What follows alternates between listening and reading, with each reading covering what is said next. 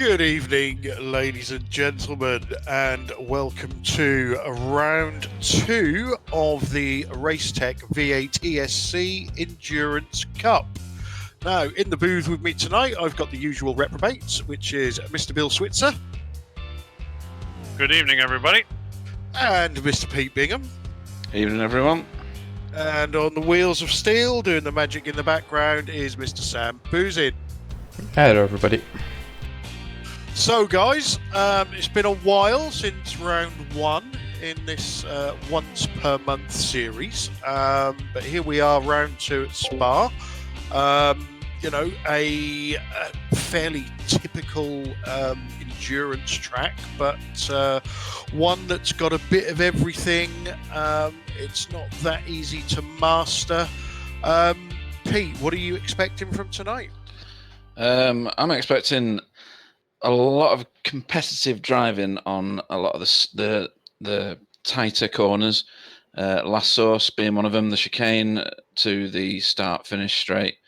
You've got Les Combes, or Les Combes, I can't remember how you say that, which is a technical set of turns, and I think there's plenty of opportunity at the Camel Straight to stick one on the inside of somebody and get the advantage.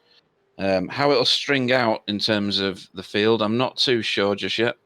But there's the ever-present and always evil Eau Rouge, which everybody's been calling Eau Blanc lately because it's covered in snow, which always catches people out, even in the real world. And it's quite a technical track to get round. Yeah, it certainly is. Obviously, we're deep into qualifying at the moment. We've been watching the practice session where I believe Nicole Foggy was about half a second ahead of everybody else. Bill, so, we've got the 15 incident points and then you get a drive-through penalty in this series, as we have in the main series. And Spa is notorious for 1x off tracks. Are you expecting a lot of drive-throughs tonight, or do you think people will behave themselves and keep the car between the white lines?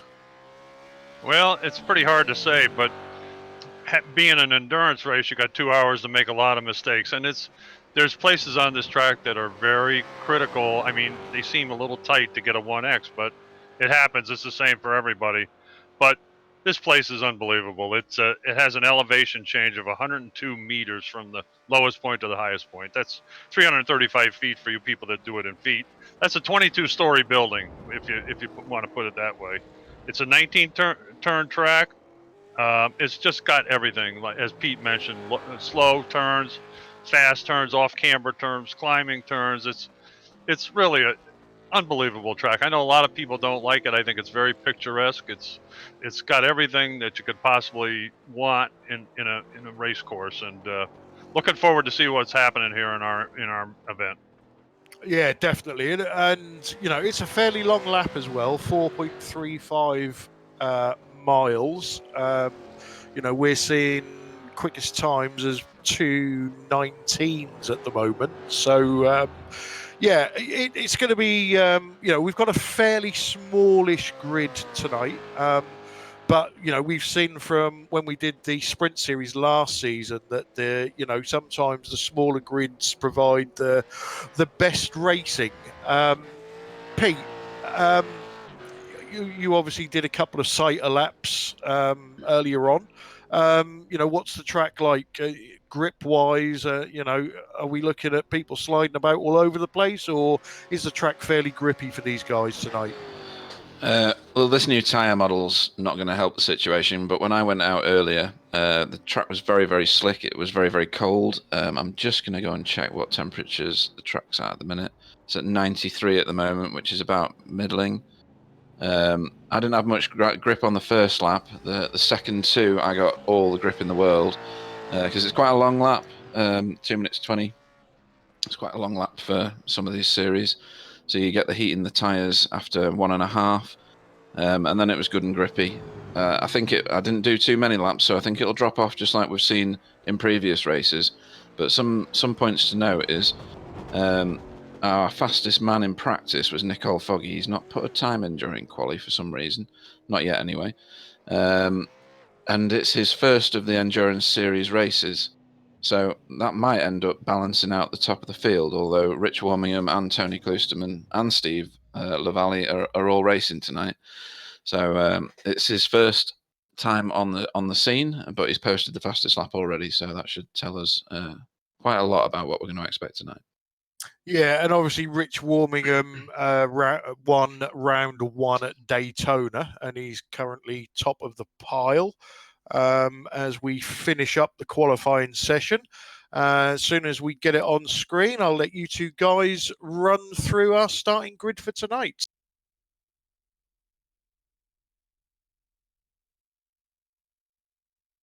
Just want to mention one guy that Pete didn't mention. I'm sure he didn't do it on purpose, but another contender right now is Greg Carr. His game has changed totally this year. He's really on the ball, and he's got a good chance of winning it as well.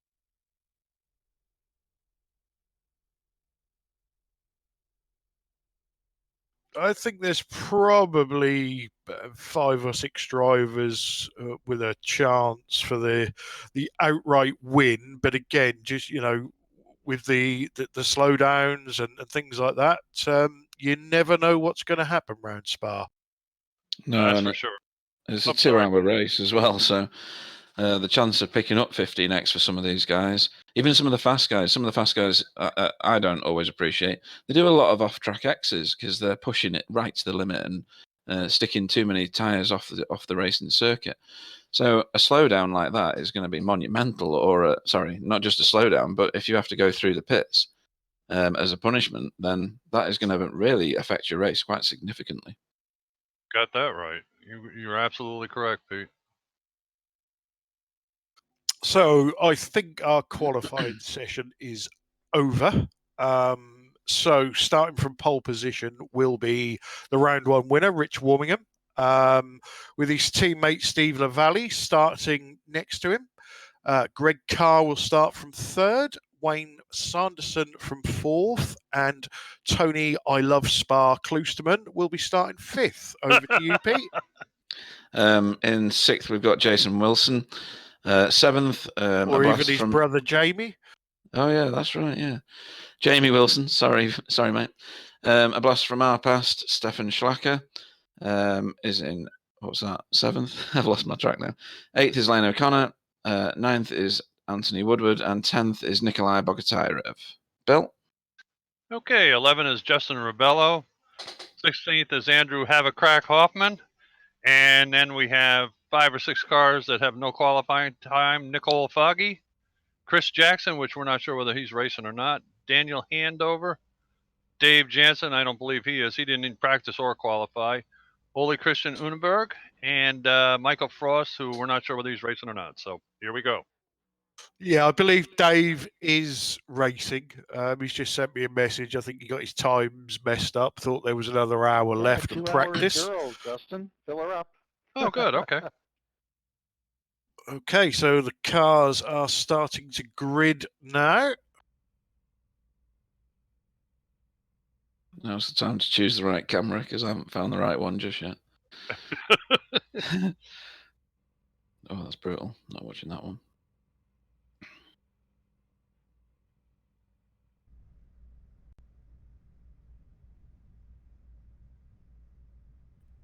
Have we lost the broadcast? I don't know. Thank you. So we're nearly all gridded up now.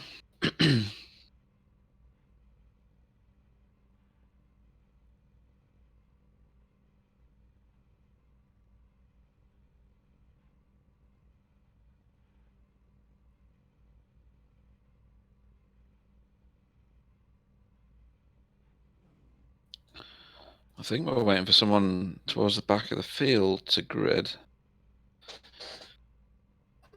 Nobody's got any pit lane penalties, have they, Clyde? No, not for this. There was no protests from round 1, which is good. Yeah, someone's in pit lane start. Green, And green, we're green. away. Great start from the top three. Lane O'Connor, Stephen O'Valley had to go around the outside, pushed wide, and he might just let Greg Carr in, although he has got a better runner for turn one.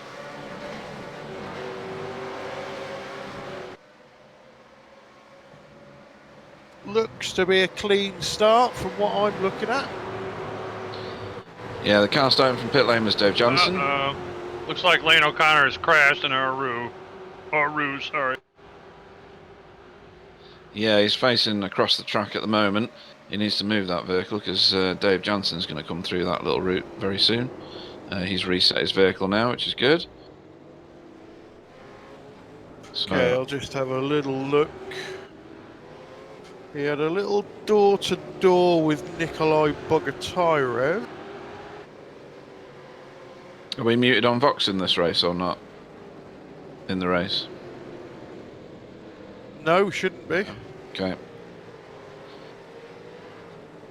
So, heading down the hill, leading the race so far is Rich Warmingham. He's got himself about 6 cars worth of lead over Steve LaValle, his teammate. Then there's Greg Carr on Steve's rear bumper, with Tony behind him and Ant Woodward behind him. So NQR well represented in the top 5, as is XVR. Then we've got Daniel Handover, which is a sterling position for him to be in, given his finishing position in the last one. Then Jamie Wilson, get his name right this time, at least once. And then Nicole Foggy, look how far forward he's moved already. That's shocking, isn't it, Bill? Yeah, I've been watching him. He's really pecking his way through it. Although he's a little more cautious than usual, I guess. He realized it was the first lap, so he's not being too crazy at the moment. Yeah, and they'll all remember, hopefully, that it's a 2-hour race, not a 2-minute race. Yeah. Stefan Schlacker, wide out of Blanchimont. Oh, it's not Blanchimont, is it? Which turn was that? I'm not sure. Oh, yeah, it was Blanchimont. Now we're into the chicane. Yeah, just going back to the Nicole Foggy thing, he's a very switched-on racer. He doesn't need to push it. It's like you say, it's a 2-hour race. With his speed, he'll get up towards the front, if not to the front. Just take your time, be patient. And I just had a quick look at the Lane O'Connor incident. He had one of those weird door-to-door touches with Ant Woodward. No, it was with No? Daniel Handover, and then it was like a mine went off, and Lane's car just shot sideways. So we're netcoding that one, are we? There was definitely contact there, but it was, them weird ones where cars come together and when they come apart, it's like something's blown up in the middle of. Yeah, I've seen that. In fact, I've had that happen to me. Everybody will be surprised to know, given my nickname in this racing series. What's curious to me is why, on my screen at least, Ant Woodward's left-hand side, so in the UK that is the passenger side of the car, is all scraped up. So he's obviously done something, and I've not seen it on track. Daniel Handover's just about to have a move put on him by Nicole. Oh no, that's Stefan, isn't it? He's already... Yeah. No, there's Daniel Handover, yeah. Okay, I'll just have a wind back and see what happened to Ant Woodward. So Nicole has now made his way safely and very fairly. Oh, no, he's not. So Daniel's giving him a bit of grief. Oh, and he's backed out of it now. Yeah.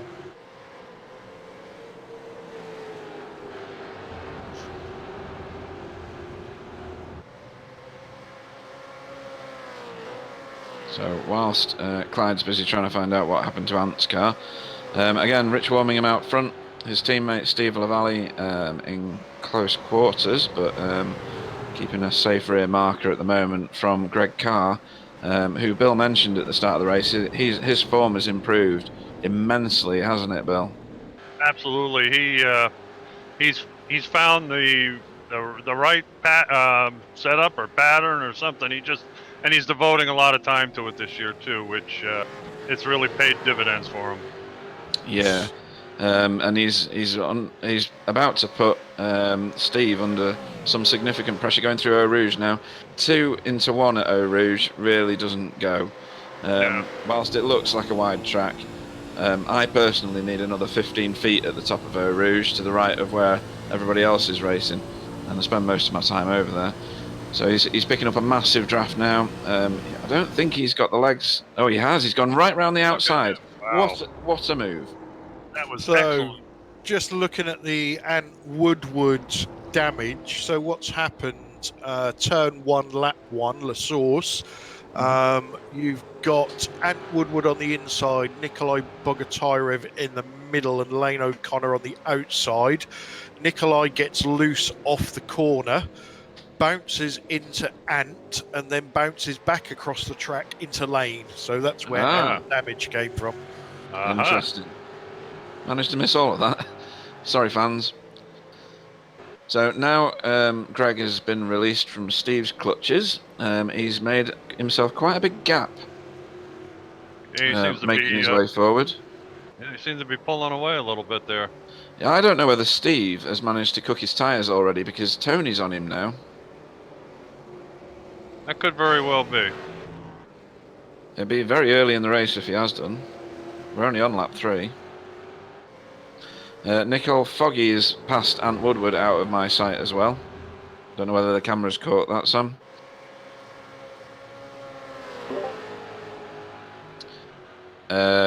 Ant Woodward being done by Nicole Foggy. Yeah, I've got it. Excellent. And Nicole is now making very, very clear strides after Tony Kloosterman. No Johnny Brandon in this series yet, Clyde. No, I don't know whether it's the length of the races or whether Johnny has something else to do. Or after watching the broadcast from the Nürburgring and Johnny's interview afterwards, perhaps he's just, decorating his house with Nicole Foggy flags or something like that. Yeah, doubt that. Saltaires everywhere. Or just watched Dave Jansen have a big slide going into the hairpin.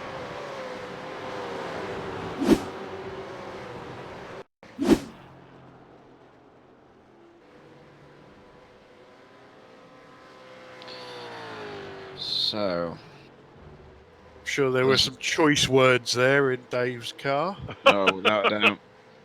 It'd be unlike Dave not to. I think Ant Woodward's got some serious bother with his car. So he's about to drop 3 places in 1 turn here. Well, 2 turns now. So I think that damage that you described at La Source on lap 1, Clyde, has had more of an impact than we potentially think. However, like I was saying before, my rub against... Ooh, dear. Yeah, I'm just looking at the damage on Ant's car, and it doesn't look, well, it's not pretty, but it doesn't look serious, like handling serious.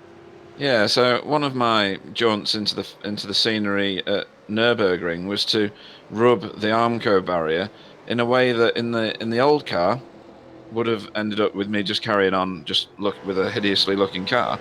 In this one, they fold like tin foil, so the impact of, or rather the resulting effect of having any damage at all seems to be that you have huge amounts of performance impact in this one. Yeah, Ant's car is scraped down the left-hand side. Perhaps there's a little bit of damage round the left rear wheel arch. It's obviously affecting, affecting the handling, or maybe making him spin up the left rear tyre and put extra heat in it, which is affecting the handling. I don't know, or maybe just Ant's just driving like Ant. I don't know. Yeah. He seems to be soldiering on pretty good. He's trying to track down Wayne Sanderson. He's not losing a lot of time to him, so it's hard to say. I've just seen in the distance Andrew Hoffman spinning it out of the what is that? The chicane. He's out of the chicane. Our teamie Mike Frost must have scared him. Yeah. So Dave Johnson's on him now. Yeah, I think Andrew see Mike in his mirrors, and that was it. That was enough. Yeah. Well done, Mike. Mike in the most stylish of the cars, of course. Yeah, not that we're biased at all.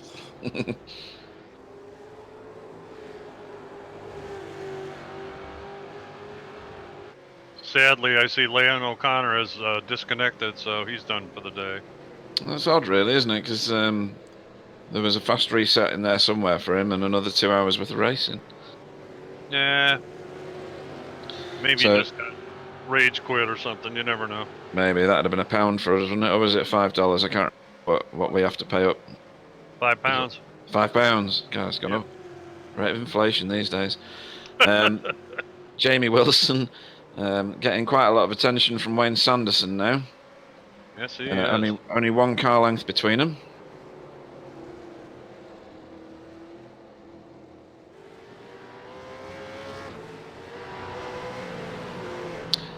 And I must have missed a page here, unless everybody else did. Nicole Foggy is now ahead of Tony Kloosterman. Wow. Anybody see that? No. No, but I can wind it back and have a look. I'm already on it, like the proverbial car bonnet. And that was Crestin Eau Rouge. The amount of overspeed that Nicole carried was immense. To the point where he went round the outside of Tony. Oh my God. There was literally no defending that line. Sounds impossible. It beggars belief, doesn't it, that somebody can do that? It is surprising considering it's Tony's favourite track. Yeah.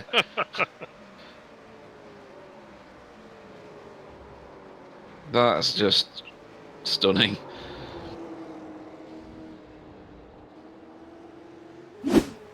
Yeah, getting back to Lane, I think he's just been a bit of a girl. That's what's happened. Probably.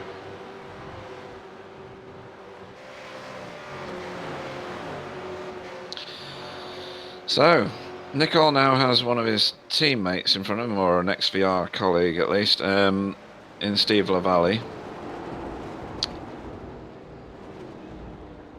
Then Greg Carr in second, and still leading up to this point is Rich Warmingham, who's doing himself all the favours in the world in this endurance series so far, isn't he?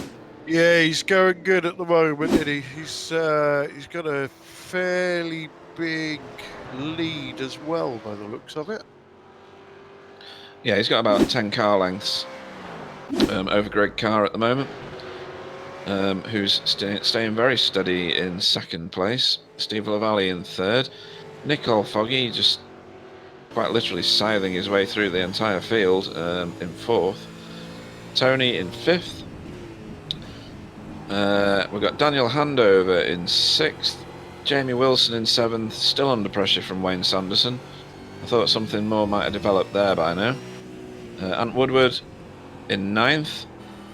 Stefan Schlacker holding station in 10th. Ollie Christian Unneberg, not mentioned him too much. Wild paint job on that car, isn't it? I've never noticed that one before. He's in 11th. Justin Rubello in the council colours. Oh no, he's not. He's in his team colours in 12th. And Nikolai Bogatyrev in his very standout bright green and white in 13th. Behind him, further back down the track, is Michael Frost, about to get caught, I think, by Dave Jansen. And then Andrew Hoffman. Is he last in the field at the minute? He is, yes, in 60. Yeah, I'm surprised with Nikolai. You know, he's a fast driver. I don't know if he got some damage from that little bounce off of the two drivers in the first corner, and that's why he's slow. It's possible. His car isn't showing any obvious signs of damage. And at the moment we have Nicole lining up Steve, I think. Nicole Foggy lining up Steve Lavallee, or he was doing for a moment. Great run from Sanderson and Williamson. Yeah, Wayne has just got past Jamie. But that might not be over just yet, because Wayne's offline, really, isn't he? Or he was. He's back on it now. I guess there's no team orders there. No. I'll be Okay, back shortly. Dave Jansen is now drafting Mike Frost. Gonna get him on Camel Straight. He got him.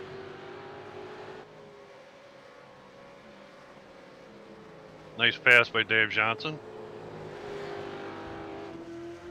Yeah, just watching the Sanderson-Wilson battle at the moment, because if Jamie can stick with Wayne and get a good run up and through Eau Rouge, that's the ideal time to get the place back again. But Wayne looks very, very smooth. Out of all the cars that I've watched so far, he doesn't seem to be sliding anything.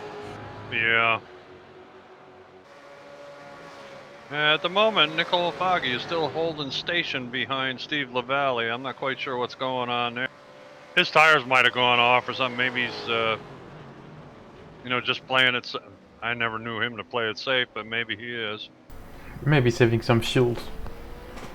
Could be.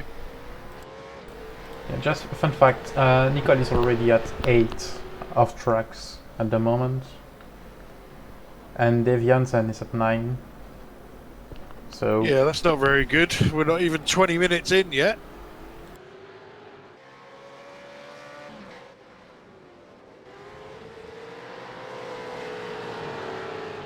Here's Rich Warmingham's put a little bit of distance on Greg Carr. Yeah, Jamie Wilson is about 3 car lengths behind Wayne Sanderson going into Eau Rouge. Let's see what sort of an exit he gets. He's got a really good one. Can he use the draft? To be fair, I think Wayne got a good one as well. He's closing in, but he's not going to get it done. No, you do need quite a lot of overspeed coming up that hill in order to make the most of the drag down that. Can't remember what it's called. Camel something or other. Camel Straight. Camel Straight. That's it. Cheers, Bill.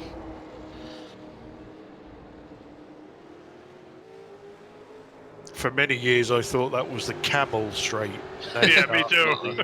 Cigarettes. Yeah, yeah. Exactly. That's what I think thought I too. So Wayne is now closing in on Daniel Handover. Hmm. Let me have a look at that. That would put him Yes, up he in the is. 5th place. Yep. Yeah, all 3 of them were together, and then I think Wayne getting past Jamie gave Daniel a chance to pull away a bit, but I think Wayne is now pulling him back in again.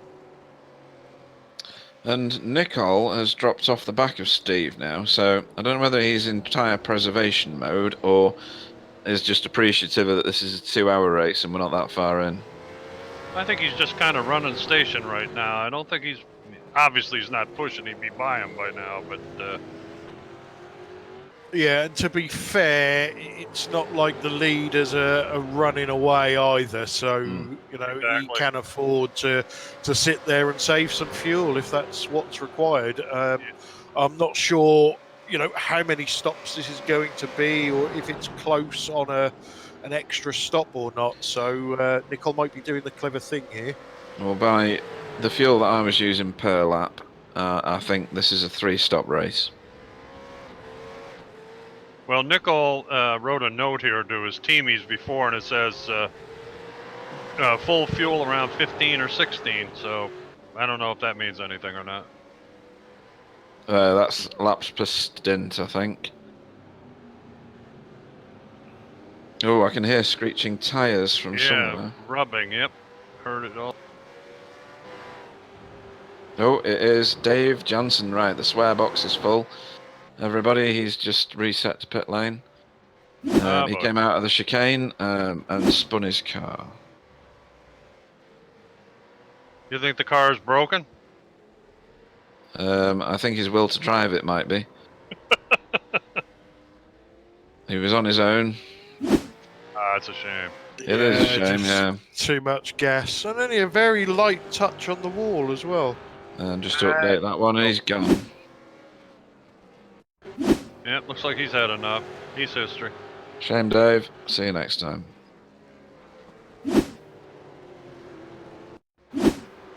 You can do it, Dave. Hang in there, man. Okay, so we got a good battle. Justin Rebelo, Ollie Christian Unneberg, and Nikolai Bogotyrev are all within a few car lengths of each other. Yeah, just at that same point, Stefan Schlacker, who has just gone off track a little bit, I think, put a move on Ant Woodward, coming up Eau Rouge and down Kemmel Straight as well. So he's picked up a place there. Yeah, I'm thinking Ant can't wait for the first pit stop. I'm thinking the same thing. I think he's got more damage than we assume he's got, based on what his car looks like. Steve Lavallee is pulling away from Nicole Foggy. Somebody tell me why.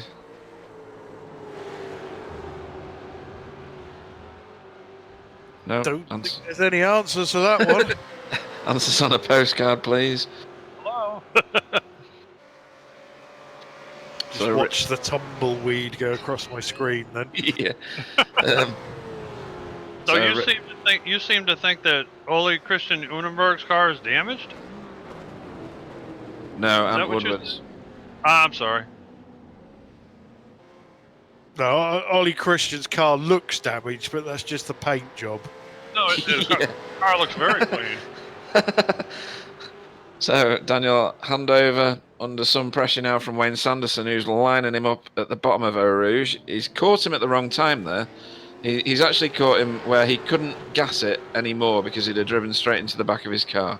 So he's not going to actually make this, I don't think. Or is he? Oh, he's out of the slipstream very quick. Yeah, Ollie Christian Unneberg's just gone too deep into La Source, and Nikolai's got past it. Yeah. Yep, just going to say that. Very good. His paint on the hood looks like, on Nikolai's, looks like it's crazed and about ready to chip off. I quite like that paint job, ironically. Very simple, isn't it? It is, it's effective though. You can't read the writing down the side of it, but that's another thing. It looks like he painted over something that was there, and it's showing through. Well, it'd be Racetech, wouldn't it? Yeah. We've got Andrew Hoffman, who crashed a bit earlier at the bus stop. Yeah. Yeah, he's out on his own at the moment. Yeah, he lose the cars at the entry and no damage for him. Well, he's still touring around, isn't he? So that's good. Yeah, at least he lost it in a place where there wasn't any walls. Perhaps he's trying a bit too hard to try and get back to Mike Frost. Everybody gets sucked into that, don't they? Yeah. Wanting to get back on terms with people. I've done it loads.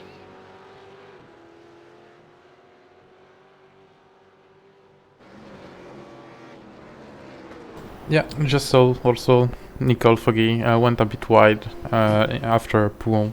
The two left-hander, if you don't know the name. Yeah, there's a lot of people coming out of the chicane now and spinning up their rear tyres. Nicole did the same thing just then, which is unlike him. So I'm wondering whether he's taken the majority of life out of his tyres already now. And probably waiting. Oh, what is Nicole doing? Nicole's parking his car. Wow. Is everybody else seeing the same thing? He's in the pits now.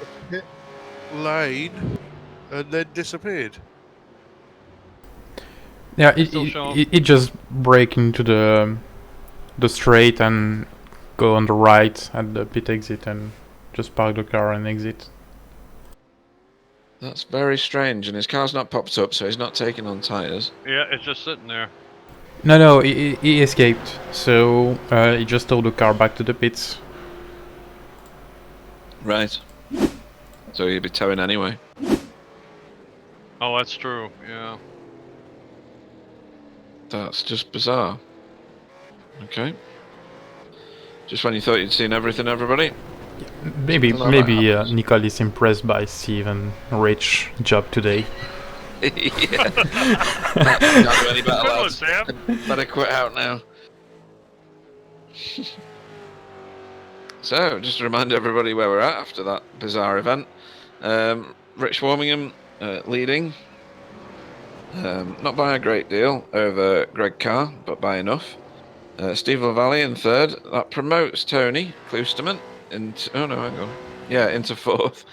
I'm looking at the numbers thinking, why is there a car missing? And it's obvious. Wayne Sanderson in fifth. Daniel Handover in sixth. Jamie Wilson out on his own now in seventh. Then we've got a bit further back to go before we get to Stefan Schlacker. Then Ant Woodward in his beaten up car. Justin Rebello. Nikolai Bogatyrev, who's close behind him. And Ollie Christian Unneberg. Mike Frost still going around. And in the best looking car, I'd say he's the best racer on the track. And Andrew Hoffman brings up the rear of the field. And So all Go on, Bill. in all due respect, after making the comment that Nicole was impressed with her driving, I'll tell you, both Steve and Rich are doing a great job out there, to be perfectly honest. They're doing a good job. Yeah, definitely. And Greg Carr. Absolutely. He's keeping the XVR party down low key at the moment, isn't he? Yes, he is. Yeah, you just got Mr. Schlacker a bit struggling at La Source, All right. and Ant went by. All right. So Ant Woodward's picked up a position by way of a mistake from Stefan Schlacker. Stefan's right in his slipstream at the minute, though. So he'll pull some of that back. Obviously, he's not going to pass him again. Just Wayne looking at the incident count at the moment, and we've got Daniel Handover as the only person in double figures on 12. Wow. And just to remind everybody watching, 15, you get a penalty, and the penalty is A drive-through, isn't it? Yep, drive-through pit lane. I'll tell you, Wayne Sanderson's really putting the metal to it, trying to catch up with Tony Kloosterman. He's not that far away at the moment.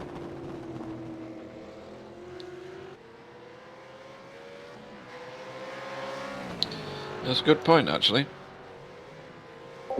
So has Wayne managed to save his tyres better than Tony? And Foggy's car still sat in the pit lane, so I don't know, perhaps he's just gone for a poo. That's right, folks. Nicole Foggy went for a poo, left his car in pit lane. You heard it from Clyde. Ooh, Tony, sideways. I don't know what turn that is. Sorry, I don't know where I am on track at the minute, but he was... Avalot. He's heading Yeah. for Blanchimont now. There he is. Yeah, it's the unnamed corner, isn't it, before Blanchimont? It's also called the raccordement. The what? The raccordement in French. Okay. It's the joining part right, okay. in the new layout and the old layout went from the left when you are on the track. Ah, Yeah, I it's thought good. that was called. Yeah, I it's thought good. that was called Stavelot. Yeah, I think it's also called Stavel. The double nearby. right-hander. The double right-hander before that, I believe. Yeah, the second. The double right-hander is named Stavelo, and Oh, I know. the, I know what you're talking about. There is Yeah. a little kink right there. Yeah, the That's little right. kink. It's the raccordement. Gotcha. Yeah. Gotcha. Okay. You have been educated by someone who lives... You live fairly close to the track, don't you, son? I lived close to the track. Now I'm a bit far away, but right. yeah.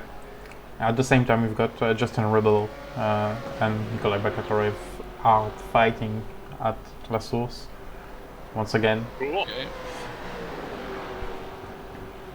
They're keeping the screens occupied at the moment with very close proximity racing. yeah. Nikolai's right in his slipstream. And again, and Mr. Slacker. I'm sorry if I pronounced his name really badly, but Yeah, and put a move on him. Just it an was update defending. on Foggy, he's still having a poo. This is called Poogate now, isn't it? So Nikolai's about to get... Oh, no, he's not. That's a Okay, funny Hoffman line. is entered the pits. Okay, is that scheduled, do you think? I don't know. It could be a bit early. Although, if it's a 3-stopper, you know, you could do 30 minutes, 60 minutes, 90 minutes. True. So we've got 3 cars all stacked together. Justin Robello, Nikolai Bogotyrev and Ola Christian Unneberg. Very, very close proximity. And then just a little bit further down the road, as you were saying, Clyde, Stefan Schlacker and Ant Woodward. Yeah, Hoffman's out of the pits. Yeah, Andrew went on in the pits after missing his breakpoints at the bus stop. Ah, right, I think his tyres. Yeah, exactly. That's what I think. Nicole still hasn't flushed. Rich Warmingham's just gone through last source, followed by Greg Carr and Steve Lavallee. So the first 3 have got, well, they've got a monstrous gap now between them and Wayne Sanderson. Tony's pitted, and somebody else has pitted behind him as well. Yeah, Daniel Andover and Ant Woodward also in the pits. Ant Woodward's coming in as well. Yeah, there'll be a massive sigh of relief in the Ant Woodward car at the moment. Yeah, his car was really, I tell you, his tires were toast. Interesting that some people are going around for another lap. This is obviously a fuel-driven one. Either that or it's a tyre-driven one. What do we reckon? I would guess that the tyres are pretty melted after 13, 14 laps. I would agree, yeah. Just looking at some of the guys that have stayed out, and they are sliding out of every corner at the moment. Yeah.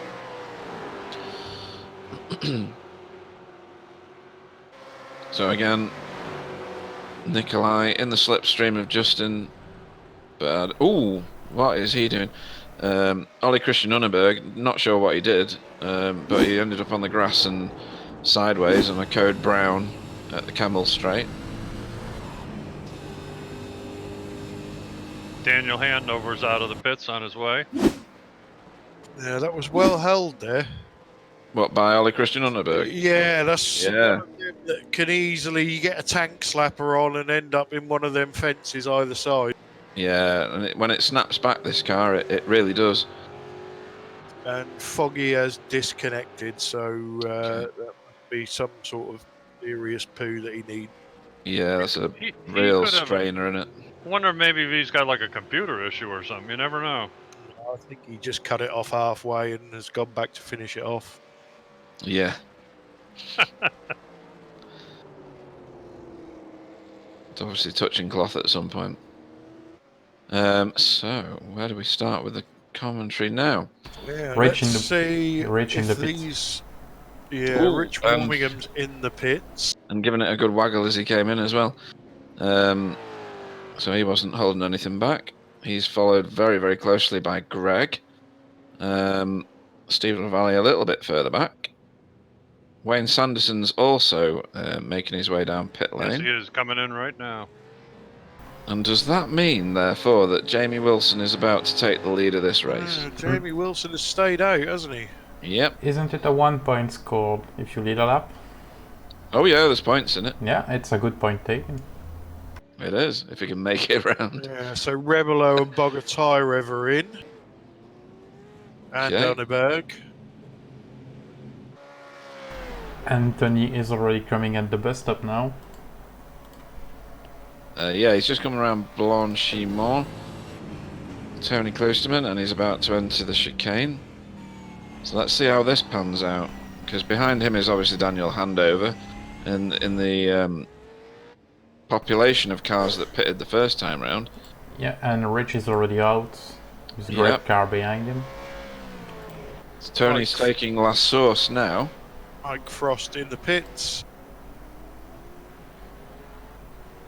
That's the important one, Mike Frost being in the pits. Could still win this. Keep an eye on Jamie, see whether he's got a pit this time, surely.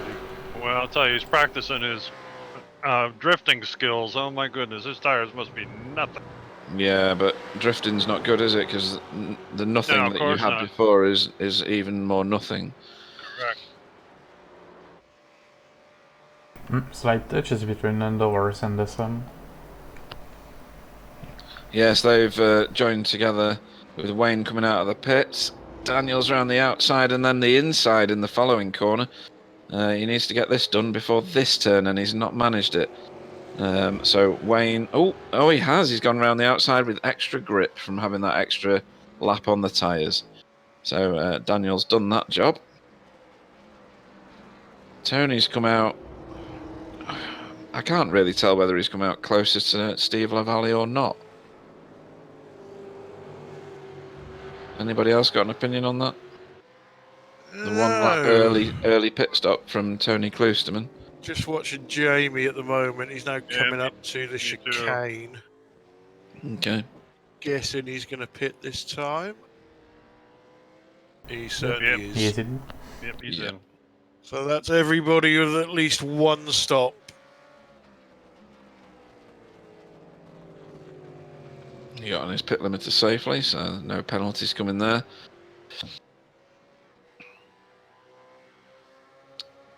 So Rich Warmingham heads the field. Yeah, watching Rich now. He's just coming up to the chicane. Yep.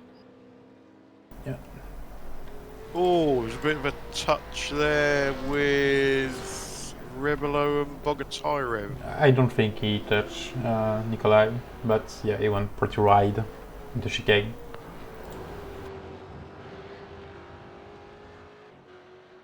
So Rich Warmingham is round La Source. Jamie's still in the bits. Yeah, there was no touch with Nikolai.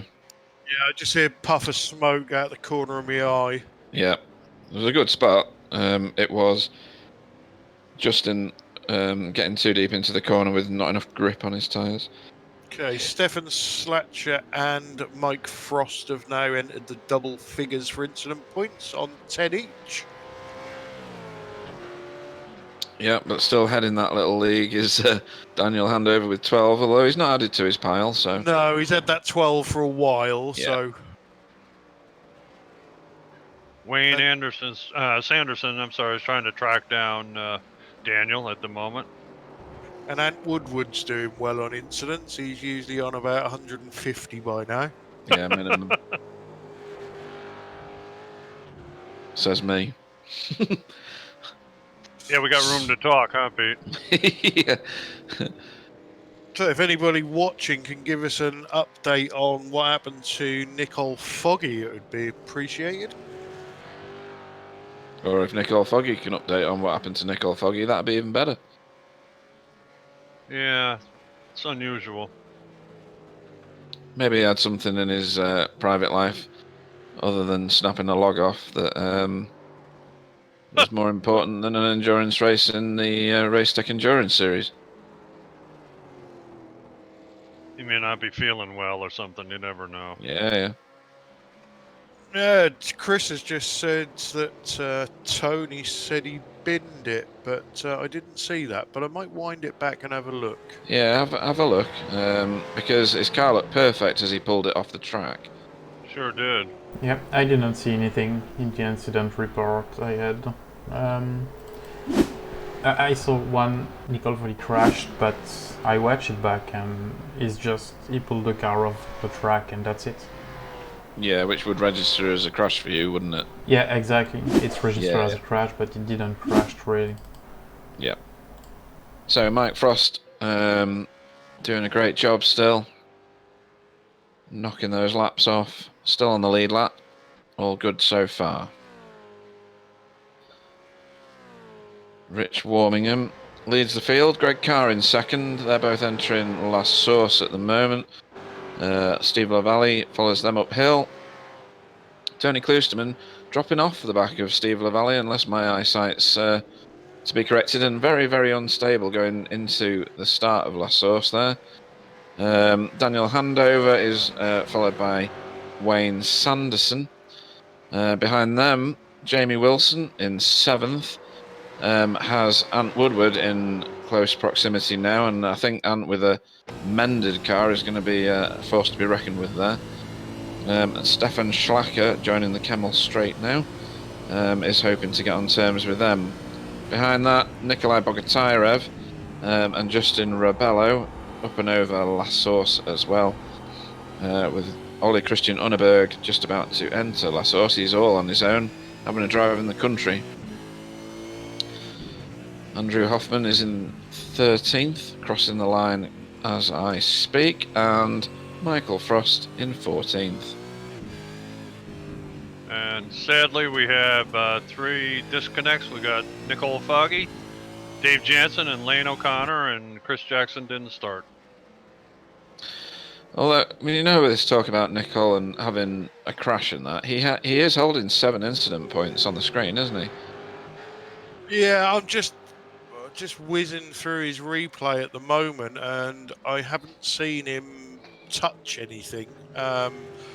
Yes, I think those 7 are from off tracks. Yeah, but it's what I easy to am collect them seeing, around here. Yeah, I'm seeing. I think he was following Steve LaValle, and Steve was pulling away from him. So I don't know. Maybe he had some sort of throttle issue. Yeah, it could be a kit issue, couldn't it? Yeah. I think we've all had that in the past. I don't think this sim supports over revving the car, does it? So you're not going to blow the engine like that, or even affect the engine. No, there was no blown engine. 'Cause you would see the smoke coming out the back. He just didn't seem as quick as Steve in front of him. So maybe his throttle wasn't topping out at 100%. I don't know. Yeah. Wayne Sanderson at the moment's all over the back of Daniel Hanover. Just went through La Source. Yeah, I've just found that one on track, actually. I'm just going to have a quick look back and make sure Ant Woodward's not caught Jamie yet, and he's not. Yeah, and if I'm not mistaken, Daniel Landover is already at 14 incident. So it's pretty close to a pit lane penalty for him. Yeah. Wayne Sanderson pulled alongside him in the Kemmel Straight. He's passed him. And he's done him, yes. So that, I think, is Daniel Handover's tyres going off the lap before Wayne's, because Wayne pitted after him. Correct. So I think the grip is with Wayne at the minute. And we know from our own experience that grip level kind of plateaus now, doesn't it, for about 8 laps? Yep. Yeah, Unless and you then cook drops 'em. off a cliff. And then just vanishes, Yeah, then you're on your rims. Justin is on the back of Nikolai after his mistake a few laps ago. Oh, he is as well. Can't get a Rizla paper between these two. Hopefully he's sorted out his brake bias issue and won't lock his tyres up going into turns or overdriving the turns. Nikolai seems to be a bit better through this stretch. I always like this. I always like this bit of Spa. That last couple of corners and the next 2 corners. That one he's going through now, Lagash or whatever it's called. I tell you, that is a tough corner. It's downhill and it's no camber to it at all. You can go off that real easily. You're overdriving. That's called the double gauche, the double left. Yeah, that's right. Gauche. Yep, Lagauche. Stupid name. Not as stupid as you, Clyde, but still. Oh, I'm sorry to tell you, boys, but Mike Frost blew his engine. No. Yeah, going up. Blanche. No, sorry. The radio. No, the radio. Yeah, he's in the pits now. I'm guessing he's towed then, because his car wouldn't get him back. So He's sitting in the pit lane with his lights flashing. Hopefully one of our viewers can watch him and make sure that he doesn't rage quit, because if he does, he owes us £5. Yeah, that's more team funds. Am I in this now? Because yeah, you have to be. Of course you are. Rage quit. That's cool. That's cool. We know you'll be paying, Sam. Yeah, I'll pay you if I rage quit a race. If only Dave Johnson was in this. Oh man, we would be rich. You might as well pay just like £50 at the beginning of the season. Get it over with, yeah. I'll be back shortly. So I'm currently seeing Daniel Handover and Mike Frost both on 13 incident points now. On my side, I see Daniel at 15, but yeah, maybe. Really, I got 14. Isn't that weird? Yeah, maybe it's off-track triggering. It's a bit harsher in the software than really on iRacing. So 14, yeah, it's the value in iRacing, so it's the correct one. Also got Justin Rebello's just gone up to 11. Yeah, I see that also. Yeah.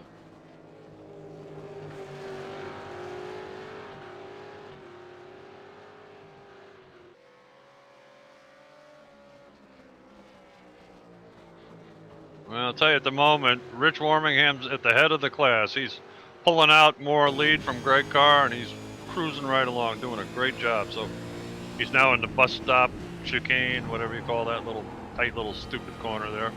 They're heading down towards the course. He's currently got 4 seconds over Greg Carr. Just going to watch Tony, see if he's actually clawing in Steve LaValle or whether it's staying nice and even. At the moment, he's about 7.5 seconds behind Steve. It was 5 seconds after the pits, and now it's almost 10 seconds. So yeah, Tony is losing time on Steve. I'm pretty sure Steve get a bit of throttle from Nicole. This is why Nicole left the session, and Steve is just faster because of that. Ah. Yeah, I think it's something we have to look at after the race.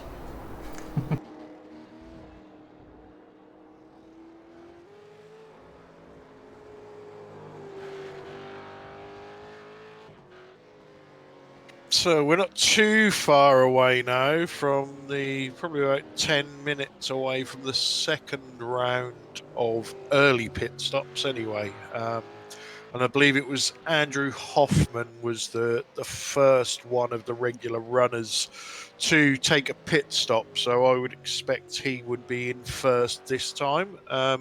Let's see if he does come in the next 10 minutes and trigger another round of pit stops.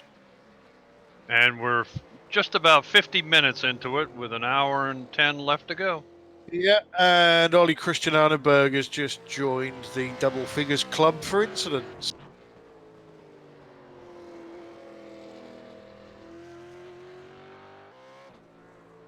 And Mike Frost has disconnected. There's another £5 for the club funds.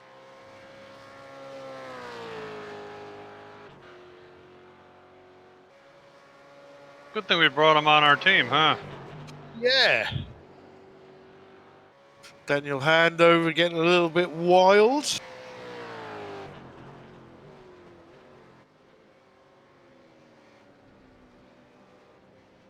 Wayne Sanderson has certainly pulled away from him, and he seems to be closing in on Tony fairly quickly. Just under 2 seconds, the gap. Exactly. And Nikolai and Justin Rebello are going at it still, back and forth. Daniel was very, very hot into the chicane there, but managed to keep everything under control. Just in a bit slide coming into Blanchimont, and now Nikolai is right on the backside of him. Yeah, it's a hell of a battle with them two. It seems like they've been going at it since lap 1. Yeah. And yeah, we're not even at halfway yet. Yeah, one of them made a mistake, and the guy just behind managed to close the gap, and it's back and forth like that. It's cool.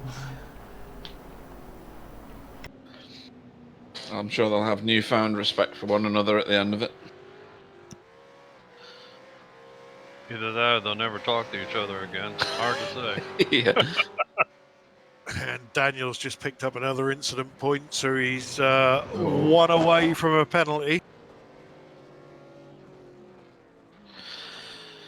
I take it you've already commented on Mike leaving. What, £5 Mike? Yeah.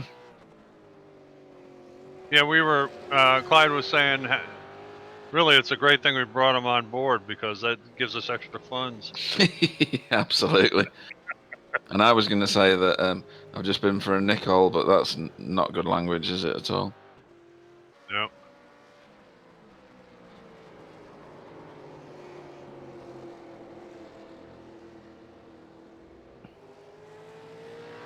Wayne Sanderson seems to be inching a little bit closer to Tony Klusterman at the moment. Yeah, he certainly definitely is. Yeah. That gap's under a second now, I believe.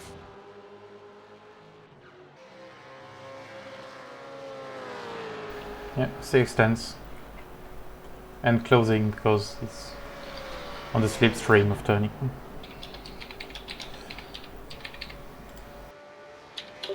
Just telling Mike he owes us a £5. He says he was going so fast he blew his motor. Yeah, I saw that. Oh, and Wayne's on Tony like white on rice, or he was for a second there. He's A little squirrely coming out of yeah, turned his tyres a bit too quick coming out of there.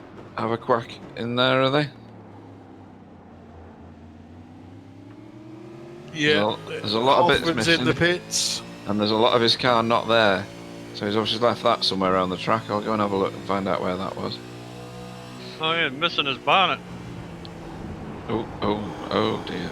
So this is going into the last source. It's not that long ago.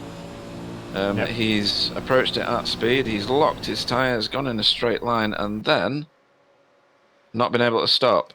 I will have a look a few moments later, guys, because Wayne is Wayne just getting is Tony. side by side with Tony. Roger that. I'm going to get onto that one now. Oh, he's past him. Yep. Going down through Pete's favorite section here. Yeah. So Wayne is 13 seconds behind Steve LaValle. It's a long gap. It's a big gap, but we'll see if he can close it. Behind those two, Daniel Handover's doing a fantastic job of sticking in a competitive position on the track. Jamie Wilson's just gone sideways around whatever turn that is behind them. And then you've got Ant Woodward with Stefan Schlacker crawling all over him. He's just shown his nose to Ant Woodward, following him through the double left. Could hear someone else's tyres. Yeah.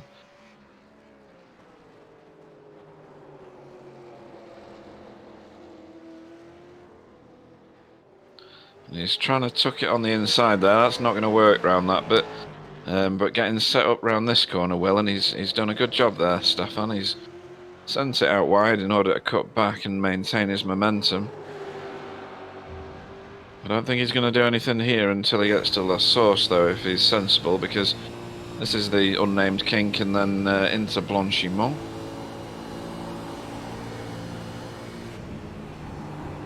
There we have Blanchimont, where I'm usually, well, at least 10 feet to the right of where they are right now. Into the chicane. It's a good line by Stefan, as long as he can get the grip out of that corner. Not sure he did. Yeah. I'm not sure he got the drive he wanted out of there. I think he choked up because Ant didn't move, really. He's coming in wide on La Source here. Yep, it's a good line, actually. Oh, that was a good one. Oh, and a bit of wheel spin from Ant Woodward. Although this is dangerous now coming down here into the bottom of Eau Rouge. You don't want to be anywhere. Shut your eyes, boys. Yeah, you might as well. Being able to see is not going to help you coming up there, is it? They got through there cleanly, though. We did. I think that's going to carry on for quite a while. At the Eau Rouge, it's one of them sort of places on the track where you want to be right under somebody's wing to get the getaway, but then if you're under their wing, you can't bloody see where you're going. And if you've got overspeed on the guy in front of you going up the hill, it's no good. Because you end up driving right into the boot of the car. Exactly, yeah. You need to time it perfectly, don't you? Yeah, absolutely. Being too fast through there can actually be a hindrance to you. You want to be kind of cresting the hill with massive overspeed and then doing your opponent down Camel Straight. The Camel Straight's hard enough to maintain your speed because you're going uphill, and if you have to slow down because you're behind somebody there, it takes a lot of that speed away. Yeah, I mean, whoever designed this track was a genius. It's got everything you want. Absolutely, it's a magnificent race course. I don't know which one. I think it was Stefan there locked up. Yes, he did. Yeah. Maybe overdriving the car in a bit of frustration, possibly, if I know the man. Yeah, and possibly a bit of understeer as well, being tucked up behind another car. It's a strange line Okay, into the Wayne, unnamed king. Marsden and Tony I've just seen disappear into the pits. Oh. And Stefan is lining up. And now into the chicane. He's on a very strange line. Is Ant. Oh, and he's gone sideways. He's going to have no grip, and he's gone to the pits. So that looks like a timed thing then, because if Tony went into the pits as well, did you say? No, Yeah. Tony is not in the No, pit. Tony's not in the No, pits. no, he's not. Tony just went through Rouge behind Wayne. Seen Yeah, him. he did. Ah, on my screen it looked like the pair of them had pitted. You need to check your crystal ball, son. I'm gonna try to catch back what happened to Andrew Hoffman Yeah, a bit well, earlier on. yeah, it was that last source, unless he... Yeah. Did he come back out after that? Oh, yeah, it seems like he was braking and was full throttle at the same time. Yeah, because when he bounced off the wall, his... I shouldn't have. His wheels were still turning.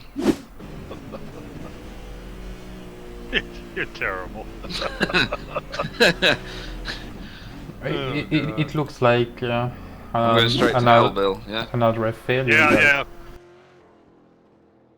Sorry, Okay, what you'll was have that, a lot Sam? of you'll have a lot of company. Yeah. What did you say, Sam? Yeah, I said it looked like an hard failure for Andrew Hoffman. Yeah, I would say so.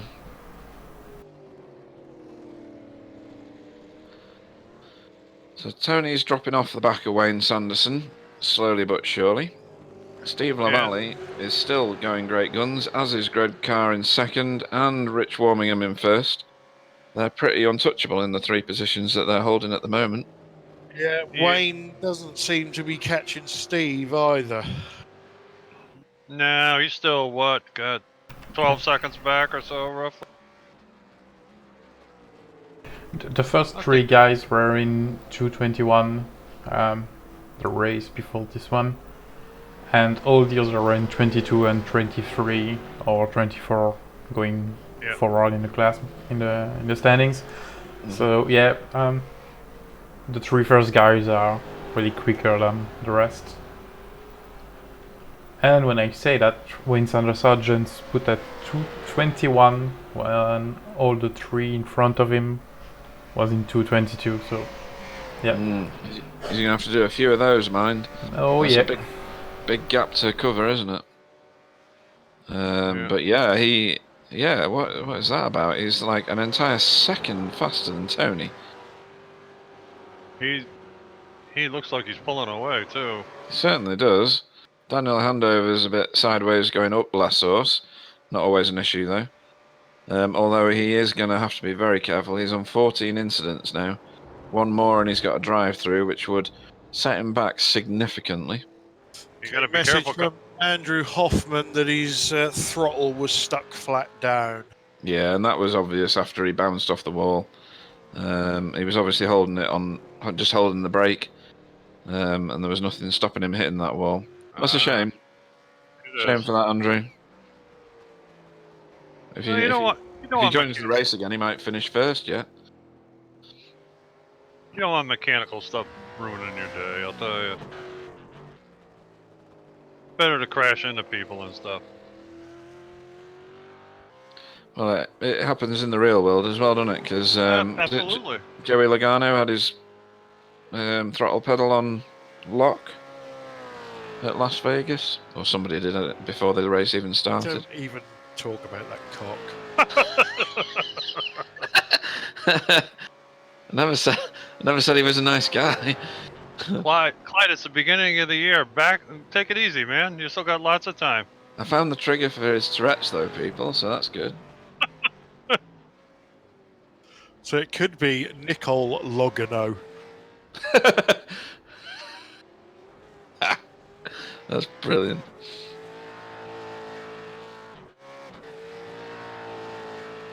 Okay, so we're gonna just stick with this for a little while, people, until we get the next round of pit stops, and then we'll be having our commercial break. After the break, we are going to bring in driver Chris Jackson for a quick chat.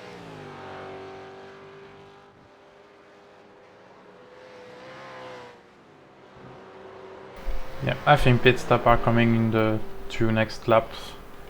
Also. Yeah, we got to be pretty close to second pit stops, I would think. Boy, Wayne looks like he could go another 10 laps. Holy mackerel, he is storm. I think there's another 9 minutes at least before the next one. Really? Huh, okay. I think so. So Wayne, to me, looks like he's starting to reel in Steve LaValle now. Still back. That's about 11 seconds now. I think it was like 13. Yeah, he gained 7 tenths on the last lap.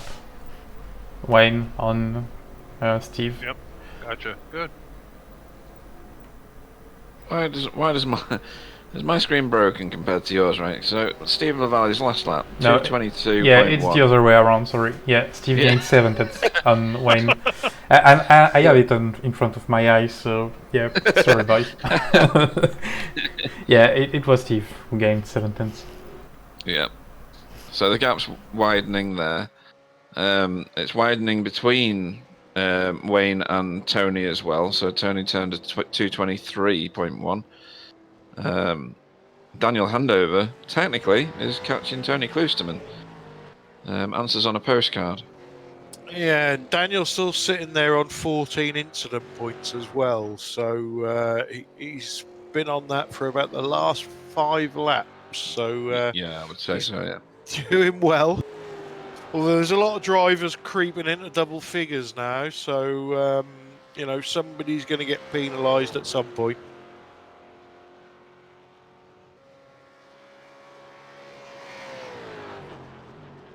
Does Rich Warmingham have any? Rich Warmingham is currently on 6. 6, okay. Undoubtedly off tracks. I would have thought so, yeah. So Daniel Handover is. Somebody just snuck into pits, I noticed. Tony and Daniel. Jamie's in as well. Tony's in. You are car, so yes, Tony's in there as well. That was my guess out the window then, wasn't it? It's okay. So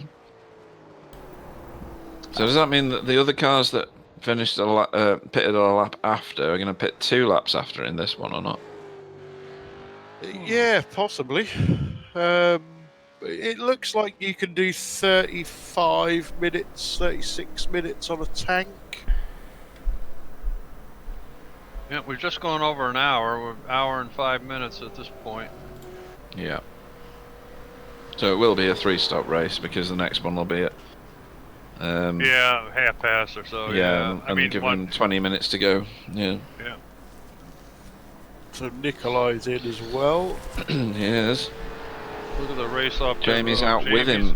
Yep. Oof, we're out with Wayne, sorry. Is that Wayne? Christian. No, that's Daniel Handover, isn't it? Daniel. It is, yes. Daniel Handover, yeah, out with Jamie Wilson. Wow, I got ahead of him for him. Yeah, he got a real wiggle coming out of pit lane as well. So they've both come out in front of Ollie Christian Unneberg and Ant Woodward. Ant Woodward's all over him like a bad rash at the moment.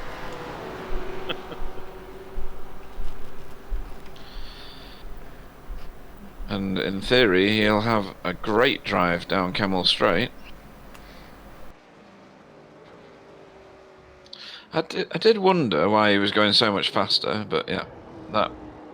Ah, that's right, he was in, that's right. Cheers, Sam.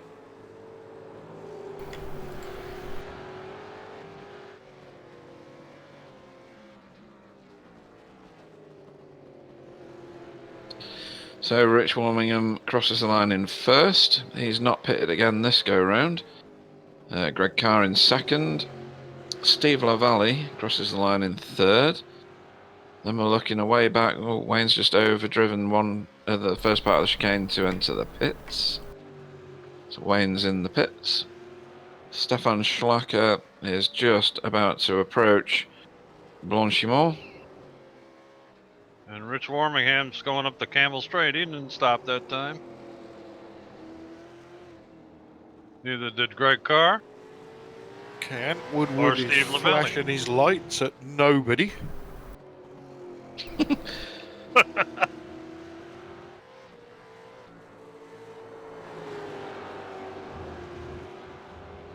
Maybe he's trying to look for the button that lays the landmine behind the car or something.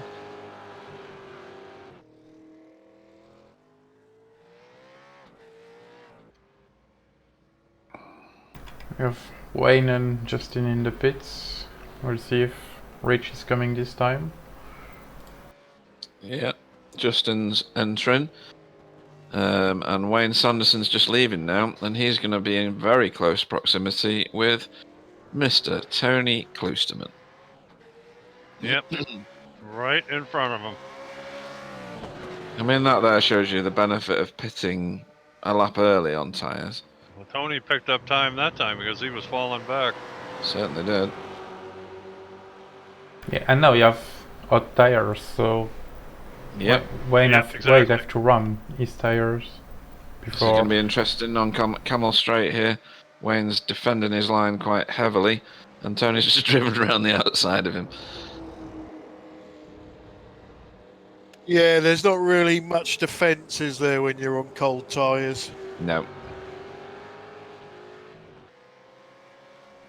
You know, Wayne's probably done the right thing, sort of, let him go, stick with him, get some temp and pressures in the tyres, and then get him back again and disappear. Rich Yeah. Warmingham entering the pits. Daniel Handover has managed to stick with Jamie Wilson as well, so He has, yeah. Greg Carr's in as well. And Steve. Stefan should follow them. Currently showing him 5th. I think that makes him 4th at the minute.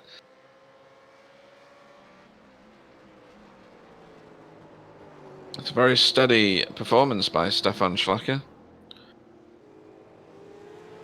Car's pretty squirrely right now. Hope he stops.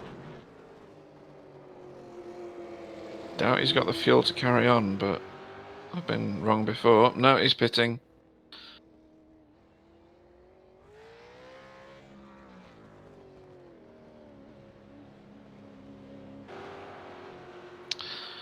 So, Tony Kloosterman's still ahead of Wayne. Whether Wayne does what he did last time, and as his tyres warm up, he claws that back and overtakes Tony. Jamie's got Daniel Handover all over him. Sure does. Coming onto the start-finish straight. Ant Woodward a little bit back from that. It's a shame, innit, because Ant's race was heavily impacted on turn 1. Yeah. And he's suffered for it since by the amount of time he's managed to end up losing. Okay, I think with the second round of pit stops out of the way, Sam, I think we can safely set up our commercial break now. Yeah, just just watching. Yeah, Daniel exactly. Handover having a go at Jamie Wilson, sorry. Doesn't seem to... I don't know if he pulled out too early, he just didn't seem to have the speed. He's trying to do it on the brakes. Well, this is what happened with him racing against Ant Woodward earlier. He didn't have the overspeed that he needed in order to get it done on the inside, so on the outside, sorry. So he ended up side by side with him all the way around these turns. Yeah, Daniel, Justin Rebelow's just hit 15 incidents, so he'll be in for a stop. I think you're right, Clyde. If you pull out too soon, you get that headwind and you lose your momentum. Yeah, Justin's in now. It's a drive-through, not a stop and go, though, right? I think it's a drive-through. That'll be interesting. then. No, I think it's a stop and go, sorry.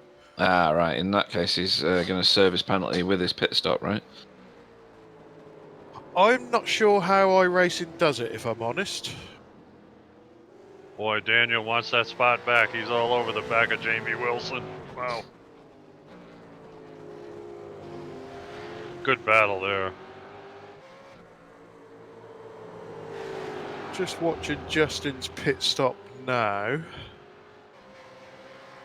Yeah, I believe they added it to his pit stop because his car went up on the jacks, and then once it dropped, it sat there for a while. So yeah. Okay.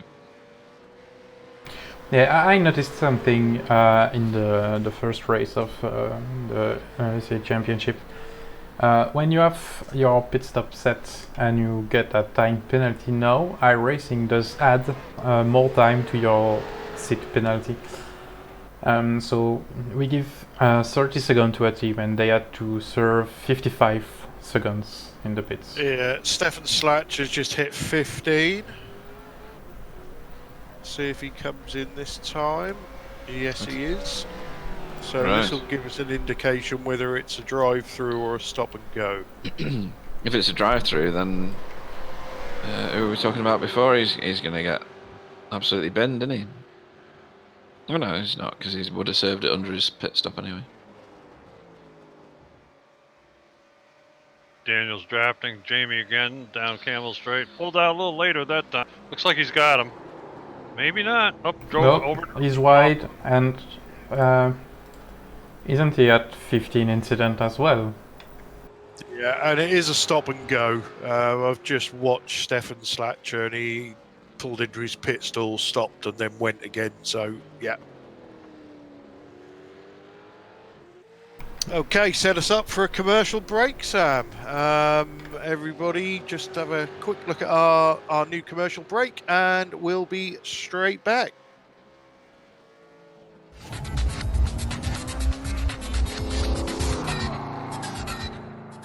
Hi, my name's David Black from Racetech Seats in New Zealand. We've been designing seats for 20 years now for race cars and have come up with some philosophies that we believe are necessary in a race car to support the driver and to get him home safe. Data collected from around the motorsport world over many years shows that if a driver is well enough supported in a crash, he can survive some big impacts. So the areas of the body that need to be supported are the head, the neck, the shoulder and the torso. If those areas are kept in alignment with each other, then the driver can handle some pretty big G-forces. Racetech has developed a range of seats over those years which incorporates good strong head restraint, square shoulders to support the upper torso. And then on top of that, we fix the seat at the shoulder level to the chassis or the roll cage, hence transferring that load directly to the chassis in an impact. So this is exactly what I'm talking about here. Just one of our standard brackets for back mounting to the roll cage. So obviously with this fixed to the roll cage, there's absolutely no way that the top of the seat can move at all. So therefore the driver obviously gets much better feel of what's happening in the race car.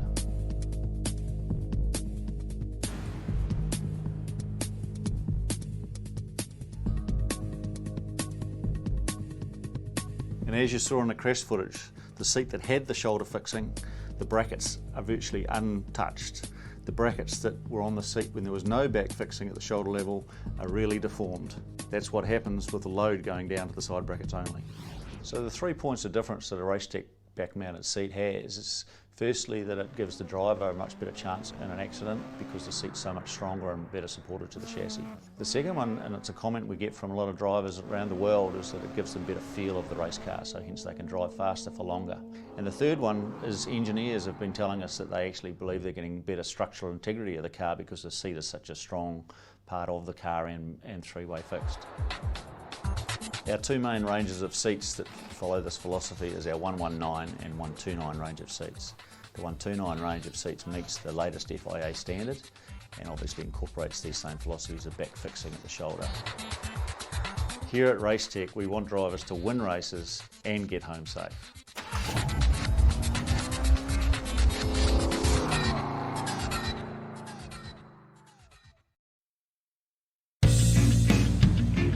This particular vehicle was set up with a full containment race seat, specifically designed for drag racing and road racing, and this drag car is required to have 2 seats. This full containment seat has back mounting designed to keep the driver fully contained in a rollover or wreck. The seat belts are polyester. We spent a lot of time in research and development in creating a seat that has specific shoulder supports that wrap around the driver and keep him fully contained. We have projects with Aston Martin, McLaren, Porsche, and we have a warehouse operations here in the States. We also have a dealer network that is listed on our website, and they can buy off our website direct. Hi racers, this is Brian with Racetech USA. We want to share some exciting developments about our new release of the RT 4100 series seats. The seats are designed for road racers, rally cars, and 6 to 8 second drag cars. The seats will work extremely well for track day and drift cars as well. The new design is available in 2 sizes, standard or big and tall, with or without head restraint. All seats are manufactured from fiberglass composite with large harness slot guides. The seat cover has been enhanced with spacer material for better comfort during summer racing. The back mount beam comes standard just like in our premium seats. It can be bolted to your car's harness bar. They also use the same standard aluminum side mount brackets that are used on our 009 and 119 series of seats. Just recently, the head restraint seats received FIA approval, which allows us now to ship them with the proper decals. You can contact your local dealer to order. Any further questions, please visit our website or contact me at 704-450-4507. Thanks for taking the time for watching this video.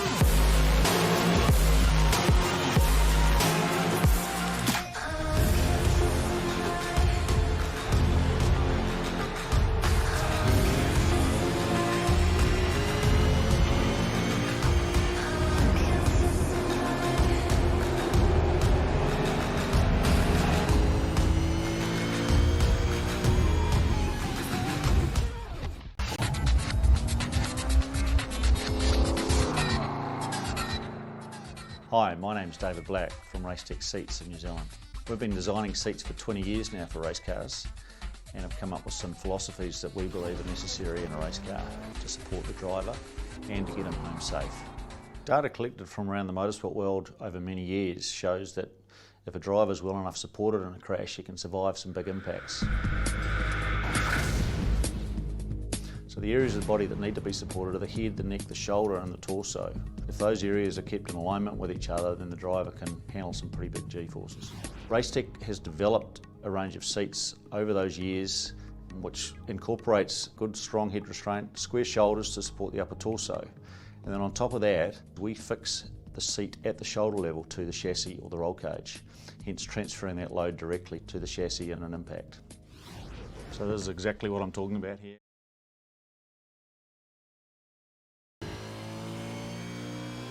I'm back. Need WD-40 on those door hinges, Pete. Okay, welcome back everybody.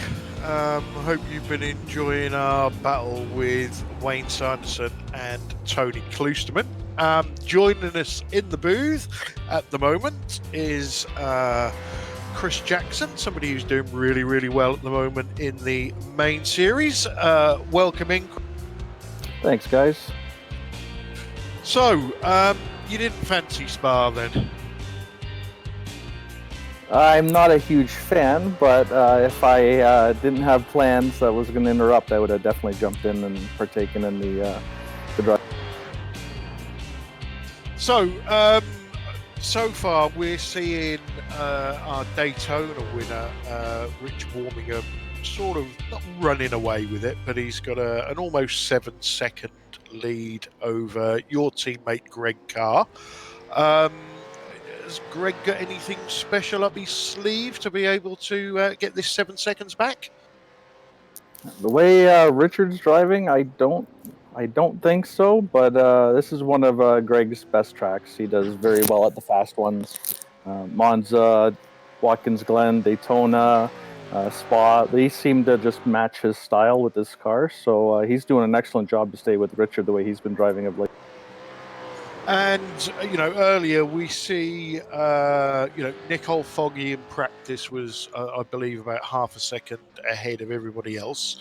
Then he didn't qualify and started, towards the back of the pack. And then for some reason just parked his car. Now, we speculated that he went for a very long poo. What do you think happened? Is it hardware failure or something? Could be other commitments. He might have started at the back knowing that he wasn't able to make the whole session. So that could have been it, or possibly a hardware malfunction. But I've never seen Foggy retire from hardware, so I think he's got a pretty sound setup there. Yeah, it's obviously something we didn't think of. Another one of your teammates, Tony Kloosterman. Now, we know how much he loves this track, but he's out there. He's currently running in 5th. Not setting the world alight, but he's still getting some big points at the moment. I see earlier you was in the channel with the NQR guys. Is Tony bitching and moaning about the track as usual? No, he's pretty quiet. I went in to see what's going on. I said, "What's up, Tony?" He says, "What do you mean?" And then I said, "Well, your pace seems a bit off." He says, "Just driving." So he was quiet and short. So he's probably not enjoying it overly well. But he's the fact that he's out there on a track he dislikes, when his personal goal is to always have pace and be at the pointy end. So I'm sure it's frustrating, and he's probably out there trying to figure out how to get a bit quicker on these tracks. So good on him. Yeah, I think next season what we'll probably have to do is, before the real schedules come out, we'll probably have to do one which's got 10 rounds of Spa or something just to see his reaction. So this track, Chris, we're starting to see people now coming in for stop and goes because it's very easy to pick up 1Xs.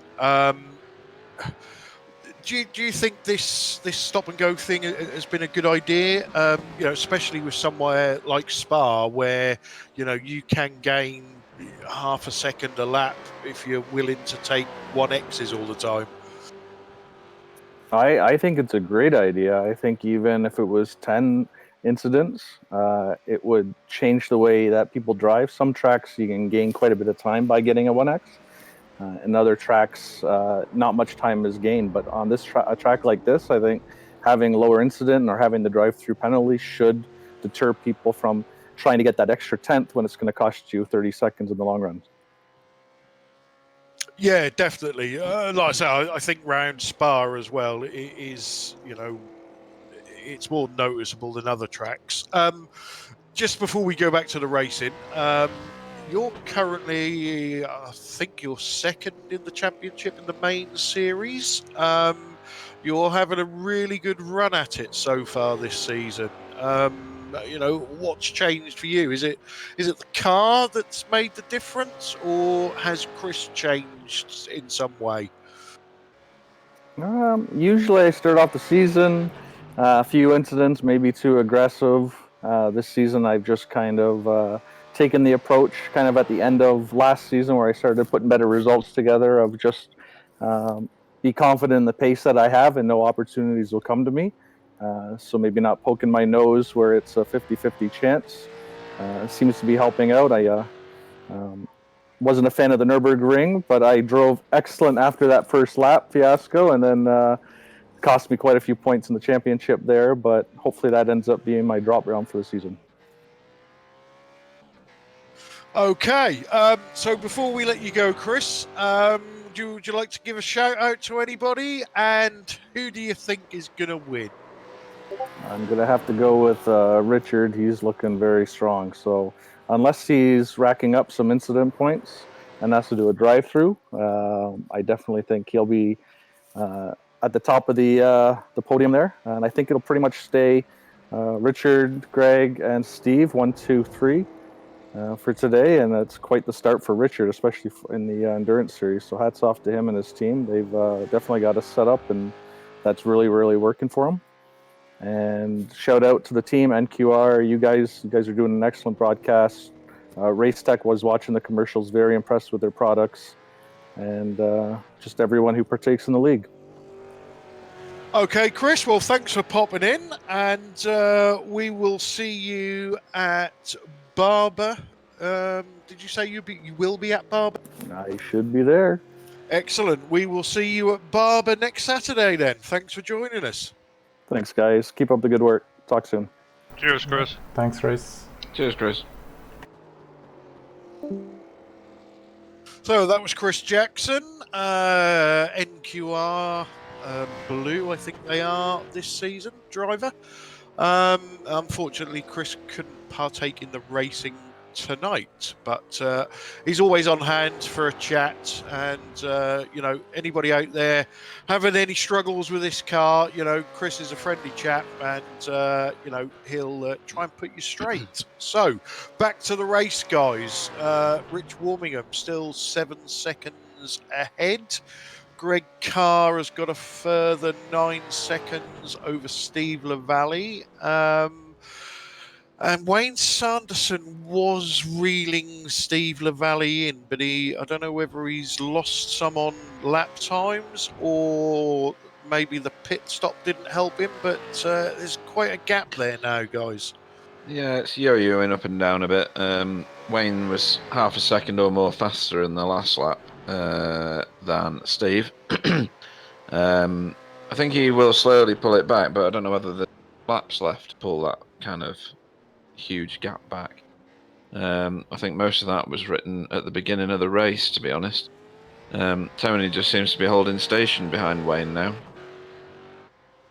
Yeah, and obviously we've got another round of pit stops coming up. And to me, this is the interesting one because the guys that have been running longer will be able to short fuel.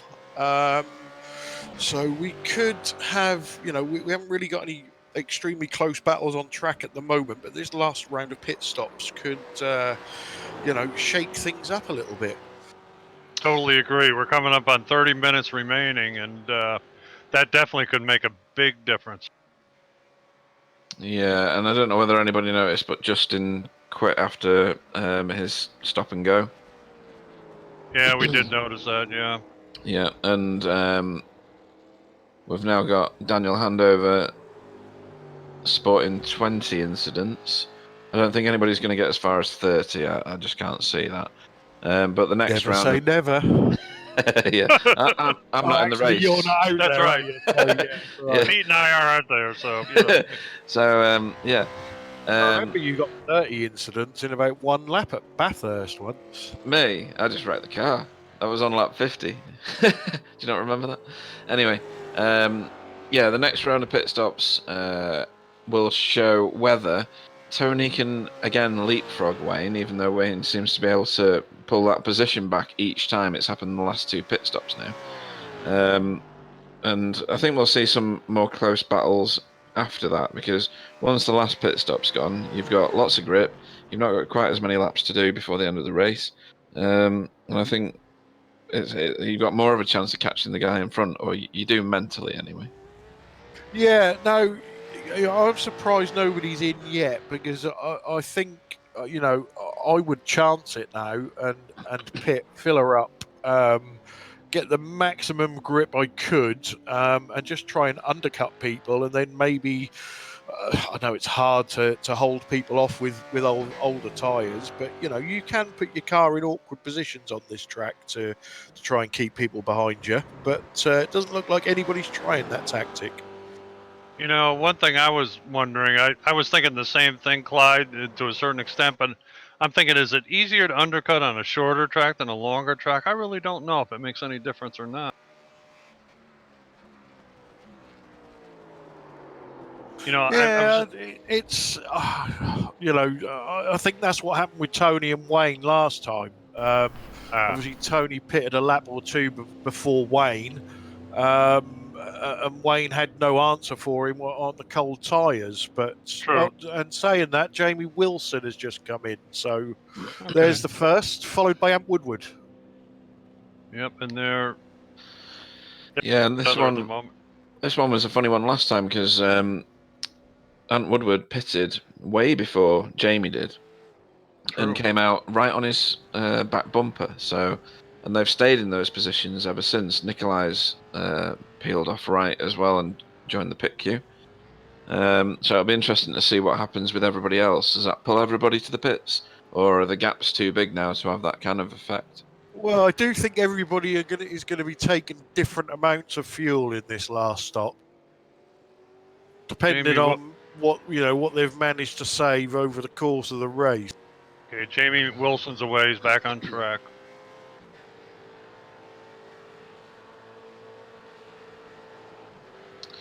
Yeah, and they came in close together, him and Ant, but Ant's now miles behind him, Wow. and a long way behind him. Is that a fuel cat? Is that what you were referring to? Yeah, definitely. So Jamie has took less fuel than what Ant has taken. No doubt. Like Yeah. you said, Ant probably run 2-3 laps longer in that stint, and therefore needed more fuel to get to the end.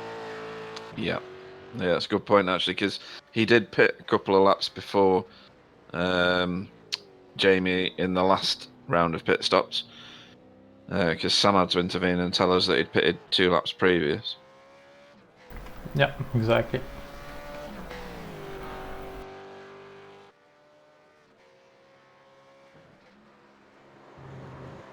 Okay, Tony's coming into the chicane.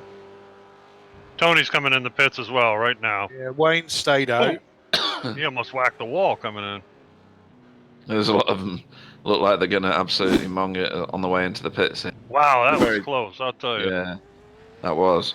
It's a very, very tight pit lane entry here.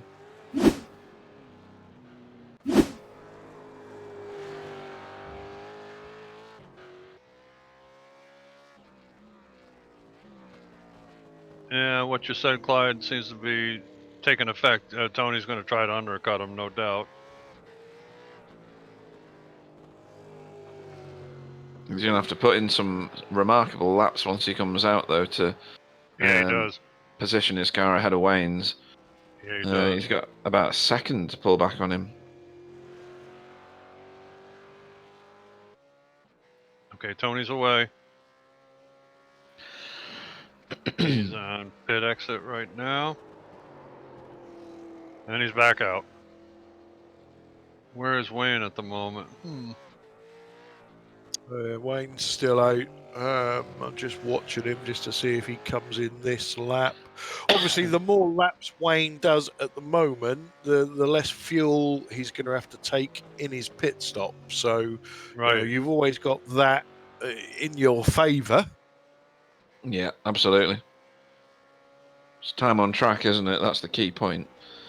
Yeah, it's depending on what lap times you turn in as well, because Exactly. when Tony's tyres are up to temperature, if he's then pulling a second a lap out of Wayne or from the gap, then it makes sense for Wayne to pit straight away, even if it's not his strategy, because time that you're losing on track, anything you make up in the pit stop is going to be negated by what you've lost on the track.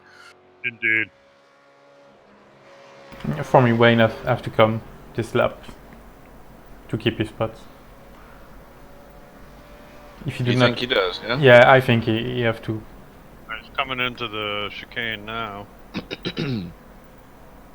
Yeah. Ooh, that was lastminute.com, wasn't it? Yes, indeedy. So it'd be interesting to see where these two come out in relation to each other now. Yeah, exactly.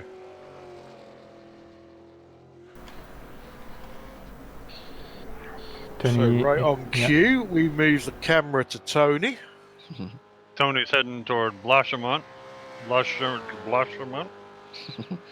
I'll help you out, Bill. Blanchimont. Blanchimont. Okay, thank you.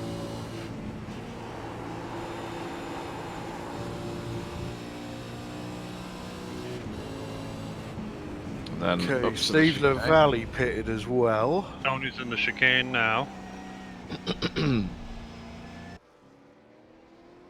Heading toward La Source now. Okay, Wayne's off the jacks. Steve's Off not pit pitted. exit. It's going to be pretty close. Steve LaValle's pitted. Oh yeah. Oh, there goes Wayne. He's out just ahead of Tony. I see him. Yeah. Yeah, but this is where Tony is going to be strong and Wayne's going to struggle. I'm sure Tony didn't want to see him ahead of him, though. I think Tony was going to hope that Wayne stayed out for a couple more laps. Maybe, yeah. This is going to be difficult for Tony to cover this now. Daniel Handover just made up his own pit entry. I'm going to have to watch that. Creative pit entry, huh? Yeah. I think he was using the old one because in the old time you went on the right at this point and just go for straight on the pit lane. Yeah, he got a bit of a wiggle on, didn't he? Yeah, it's a bit on the grass now because, yeah.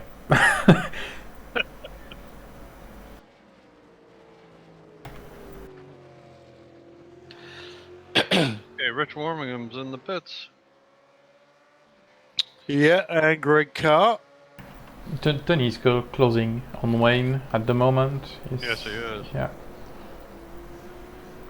But Wayne will have fresher tires and they will be at temp pretty soon, I think. Yep. Yeah, it depends whether Tony's got the bit between his teeth and has figured his car out, doesn't it? Yeah, it's now or never, isn't it, for Tony? Yep.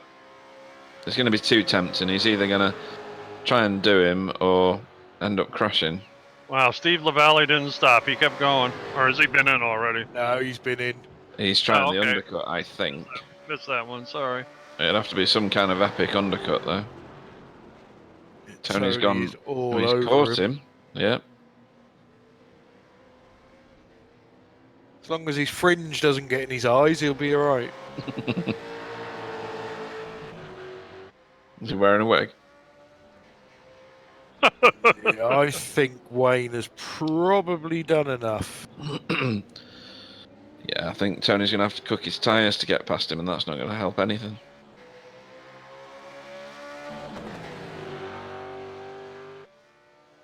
He's in a very good position at the minute, though. He's got just the right amount of distance between him and Wayne at the top of Eau Rouge. Excellent Eau Rouge, wow. He's got huge amounts of overdrive here. Yes, he does. I heard screeching tyres back at La Source, but we'll check that later.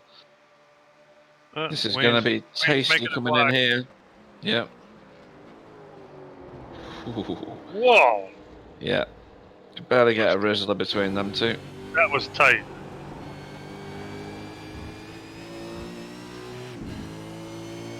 That's where the NQR name comes from. Never quit racing, and he didn't, boy. Just depends now whether, when Wayne's tyres get up to temperature or not, Tony can defend against that. Yeah, if he can maintain, exactly.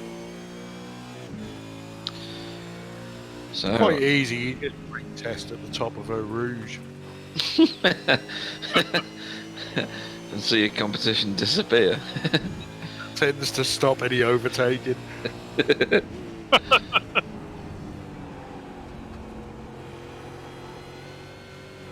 So we've got some quite big gaps between all the other cars in the field at the moment.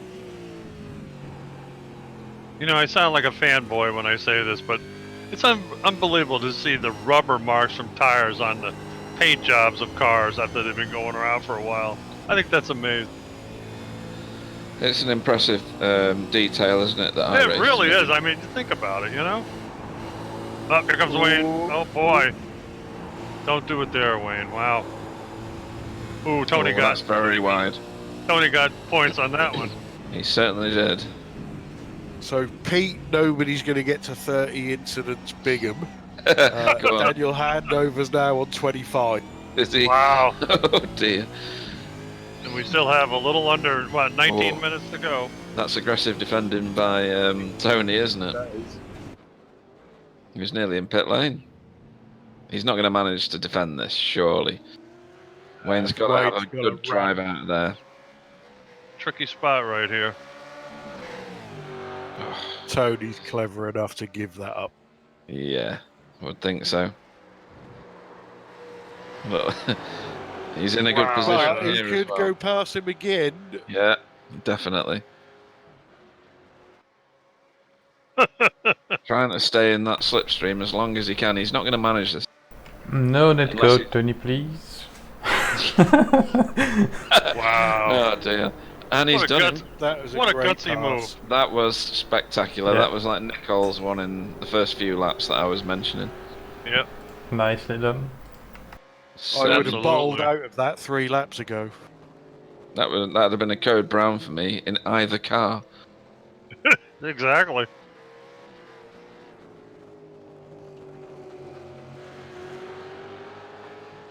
Tony's putting a little bit of space between himself there. Well, he needs a big gap though, doesn't he? Because Wayne's Yep. good at the second half of the lap. That's true.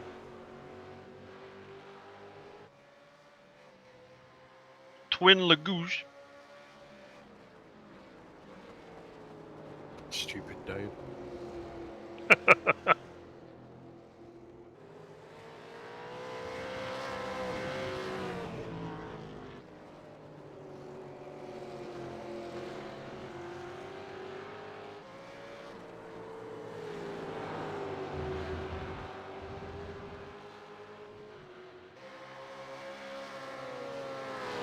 So, boys, do you all have enough fuel to get to the end? Yeah, good question. Well, I think somebody ran out of fuel at Nürburgring, but I can't remember who that was.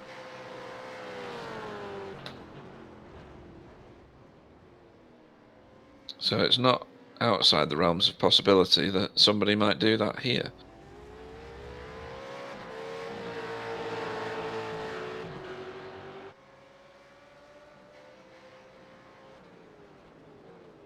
Oh, somebody's just turned right to pit lane. Who is that? Oh, it's Stefan Schlacker, so he must be on his last pit stop. Yeah, Pitting out that's of going to be sixth a place. short one. It certainly is. Jamie Wilson takes that position back then, I guess. Ant Woodward Whoa. will also take a position. What have you spotted, Bill? Tony got a few points going through Al Rouge that time. Yeah, Wayne got the big run this time. He's going to Well, try the exact same move. Tony went on the outside of him. I mean, Tony went off course there, kind of. You know, I think it's a slowdown for Tony. Yeah, I think you're right. I'm pretty sure it's slowdown. Oh, that could be, yeah. Land over 27. He's getting there, isn't he? Closer and closer. Tony's car was pushing terribly through that corner. Yeah, I think the grip level's not possible for that car now, is it?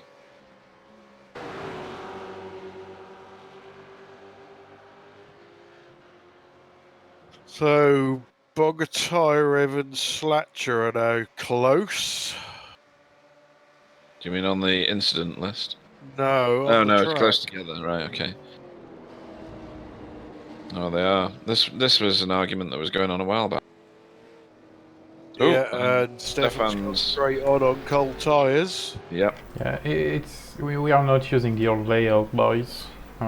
We saw the old pit stop entry earlier on, and now the very, very old track layout. Yeah. Stefan just needs some patience, let his tyres get up there, and Nikolai should be a sitting duck after that. Given the distance he is behind him now, and how long have we got left in this? Ooh, another 15 minutes. 15 minutes, Yeah, so we're under that's more than enough time. Yeah, like you're saying, as long as he keeps his cool and maintains his patience.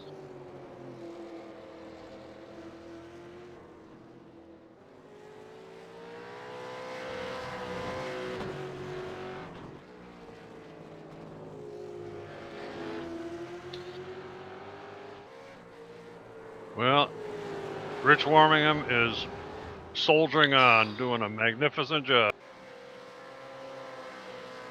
Got almost 10 seconds ahead of Greg Carr. Stefan's having a flash of the lights at Nikolai. He is. He also went pretty much sideways round the corner before that, and managed to catch it back. So it was an impressive recovery, to be fair.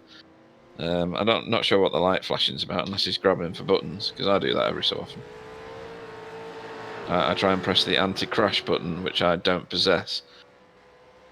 Not me. I try to find the ejection seat button.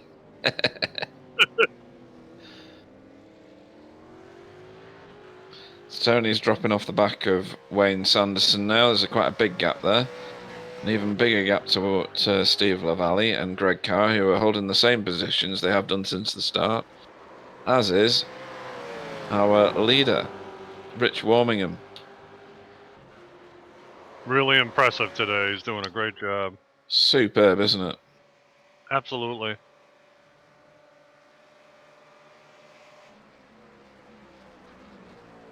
So what's his incident count up to, if I may ask? Who's that? Rich Warmingham. He's on 7. Wow. Daniel 7. Handover's stepping his way dangerously close to 30 now. He's on.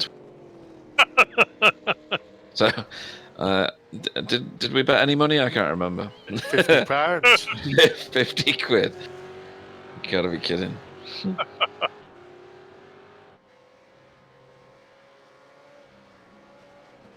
Rich looks like he got a couple just then.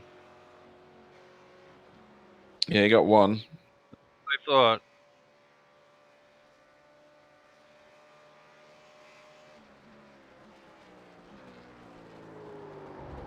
Steve Lavallee is a bit tasty going through the bottom end of Eau Rouge there.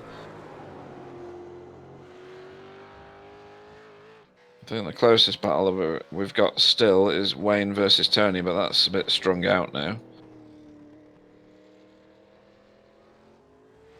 Jamie's car's covered in flies and rubber because it's white. It shows up better.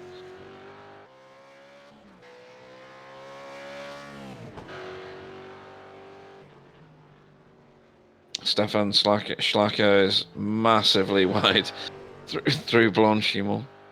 Well, Daniel Handover has just taken 3 seconds out of Nikolai on the last lap, but I don't know if that was when Stefan went past Nikolai, it slowed him up or not. It's probable, isn't it? Yeah, Nikolai went very slow in the straight when he got past. So maybe another 2 seconds there as well. So Daniel is definitely catching Nikolai at the moment for some reason. Yeah, Daniel was in front of them. He was with Wayne and Tony and Jimmy Wilson before the first penalty he got. I was just going to say it's all for naught because he's on 29 incidents, but Tim. The reason that he's gaining time is because he's going around a shorter lap, I think. If he gets one more, that's not worth it anymore, is it? No.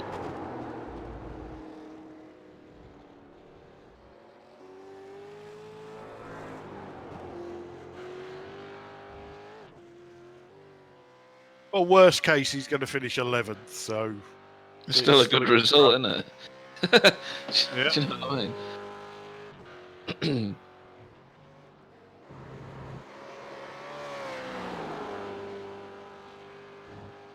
Nine minutes remaining. Yep. As long as we do not have real battle on track, I want to pop up in Rich Car for a bit of onboard camera. Yeah, let's have an onboard with our race leader and championship leader as well.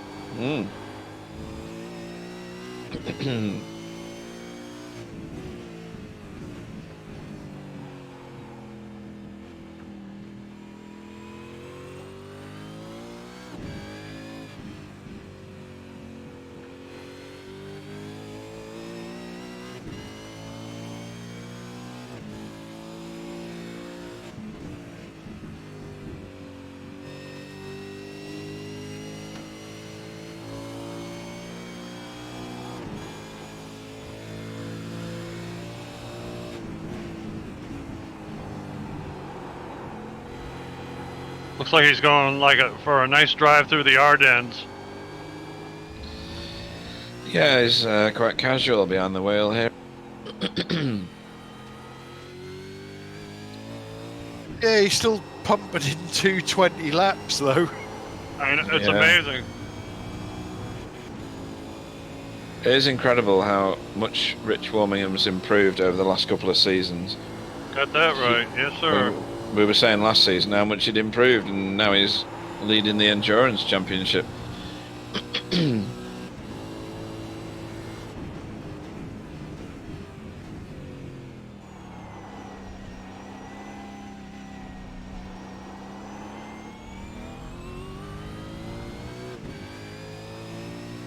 It's almost a Scandinavian flick coming out of the chicane. It was just weird. Just a little bit, yep. Takes a good amount of that corner out at La Source.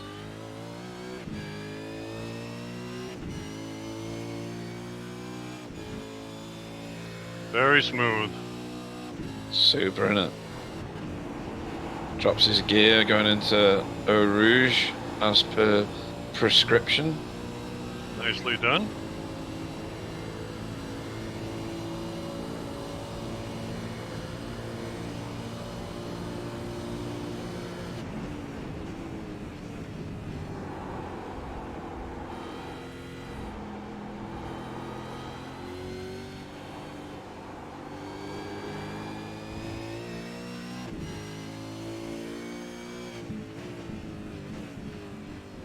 Tricky little corner right here, this one.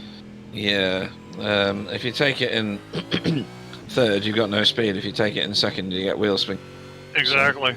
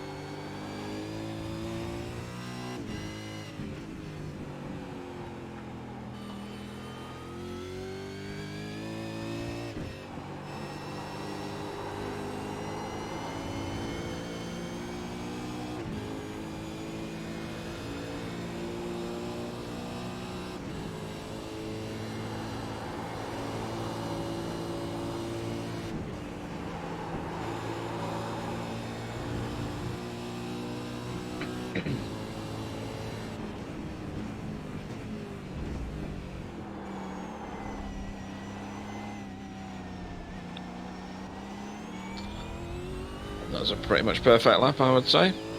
That was damn nice, I'll tell you. 220.878. Yeah, I will. Not pushing at all. No, his fastest lap's only 2/10 slower than that as the race, which was lap 43. He's on lap 48, I'm gonna guess now. Yeah, lap 48. Yeah, Greg car had a little moment at the bus stop, and yeah, he spins all the way. Yeah, too hot going in. Yeah, exactly. Nice pirouette though. Yeah, Who was you're that, right. Greg? Yeah, Greg and other Christian Lundberg hit the wall when we were on board with Rich Warmingham. Yeah, and that takes him to 17 incident points. He loses it on Les Combles and straight into the wall after the right-hander. Ah, right.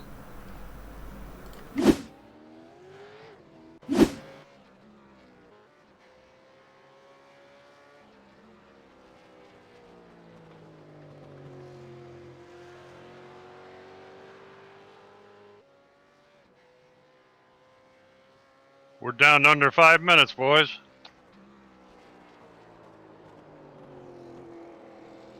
Yeah, I was just watching. Oh, there we go. So I was just watching Daniel Handover, and I think he's caught between the devil and the deep blue sea because he can see Nikolai in front of him, but he's got one incident point to play with. Yeah. And I he thought you were gonna almost say lost it into the bus stop. Right. I thought you Almost were a going to helpless say. feeling, huh?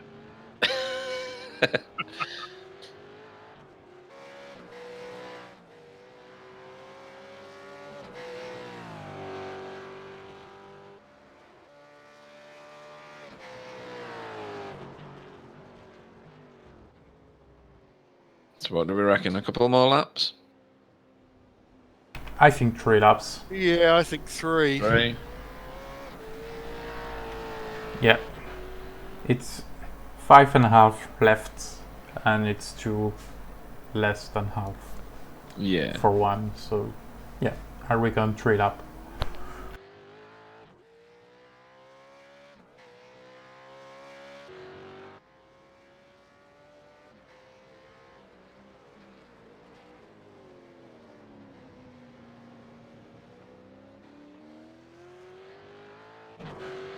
I mean, Wayne Sanderson has now completely dropped Tony Kloosterman, which is a surprise, isn't it? Let's face it.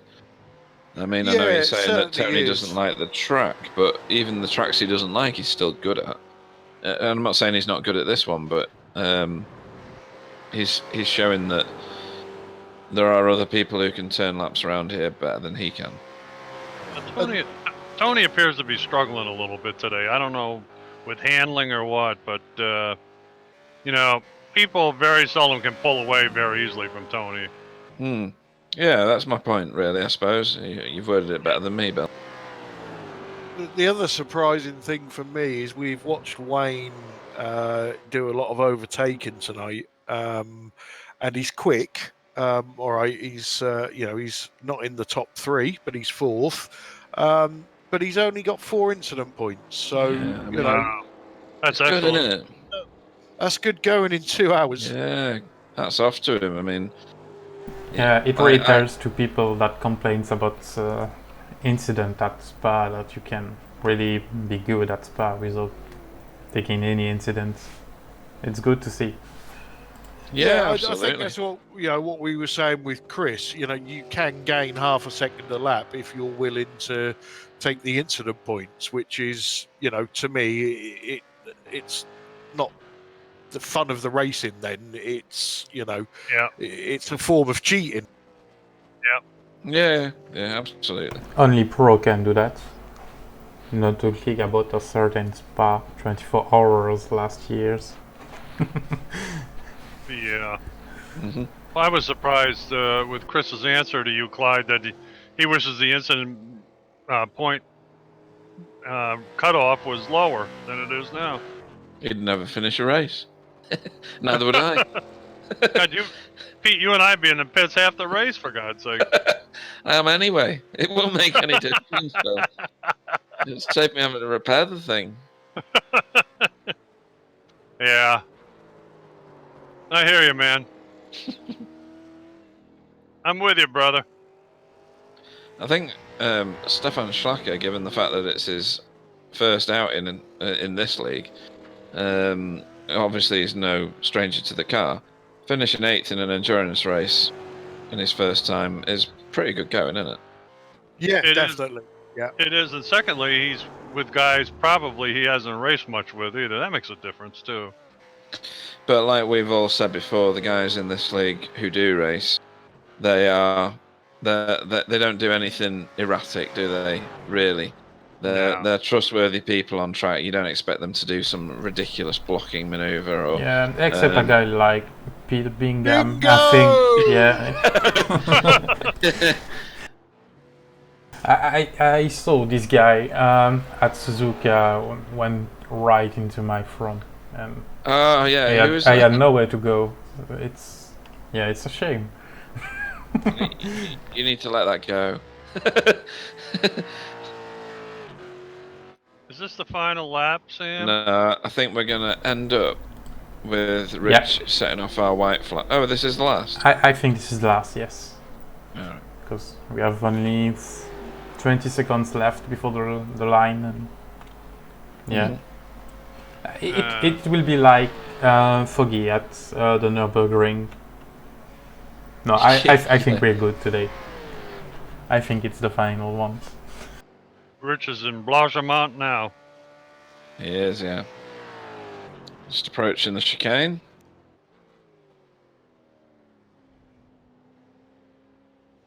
He still looks like he's on new tyres, doesn't he? Hey, it's amazing. It's I'm amazing. jealous. I really am. There he goes. Yep, and Good a little job, wiggle. Rich. Still in Warming, Rich. 221. Excellent job.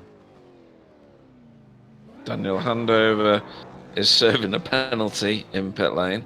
Shouldn't have giggled there, should he's I? away. Shouldn't have giggled. Naughty boy. Don't hit Greg the wall Carr in now, second. Rich. Yeah. Greg Carr in second. Yeah, Rich needs to practice his burnouts. His victory circles need a little work, huh, Clyde? Yeah. Steve LaValle comes home in third. Well done, Good Steve. job. Good job. Ollie Christian Unneberg has pitted on the last lap for some reason. Not sure why. And Wayne Sanderson across the line in fourth. Tony Klusterman in fifth.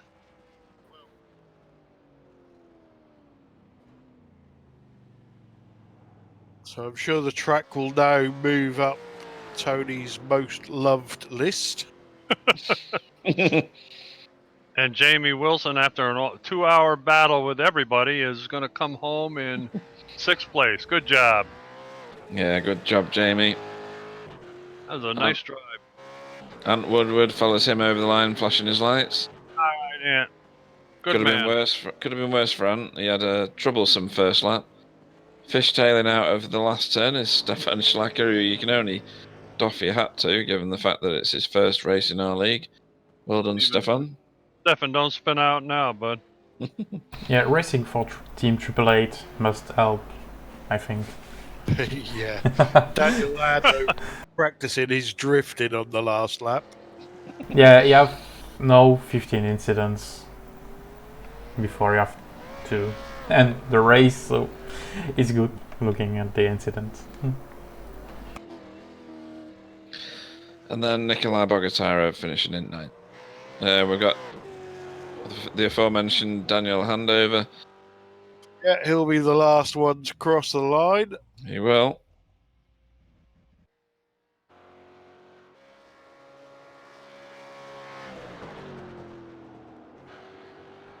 Drifting halfway around Blanchimont.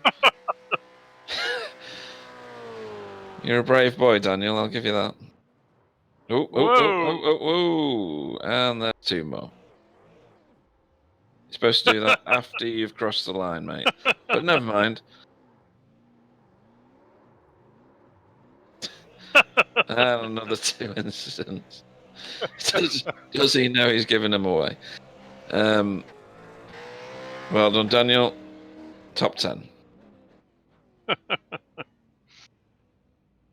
So, that was a good 2 hours. Excellent. So, our finishing order was Rich Warmingham first, Greg Carr in second, Steve LaValle third. I'm lost after that. Wayne Sanderson in fourth, Tony Klusterman in fifth. That was an ongoing battle for most of the race, to be honest. It felt like, with pit stops getting in the way every so often. Jamie Wilson finishing in sixth, Ant Woodward in seventh, Stefan Schlacker, good race, in eighth, Nikolai Bogataro in ninth, Daniel Handover, 1 million incidents and position 10th, Ollie Christian Unneberg in 11th. And then we're looking at the people who didn't finish the race but have still maintained a position. Justin Rebello, Andrew Hoffman, the greatest racer in the world, Mike Frost, Nicole Foggy, Dave Jansen, Lane O'Connor, Chris Jackson is listed but he didn't race. Or you could say the man with the most empty wallet, Frost. Yeah. But, I thought that was a great race, guys. We've got people queuing up for interviews tonight. How many have we got? So we none? Oh no, we've got loads. We've got Wow. loads. Hey, so I'm going to be here till midnight. I will Yeah, bring we'll in have our more race winner interviews. first, and I'll hand him over to you, Pete. Okay.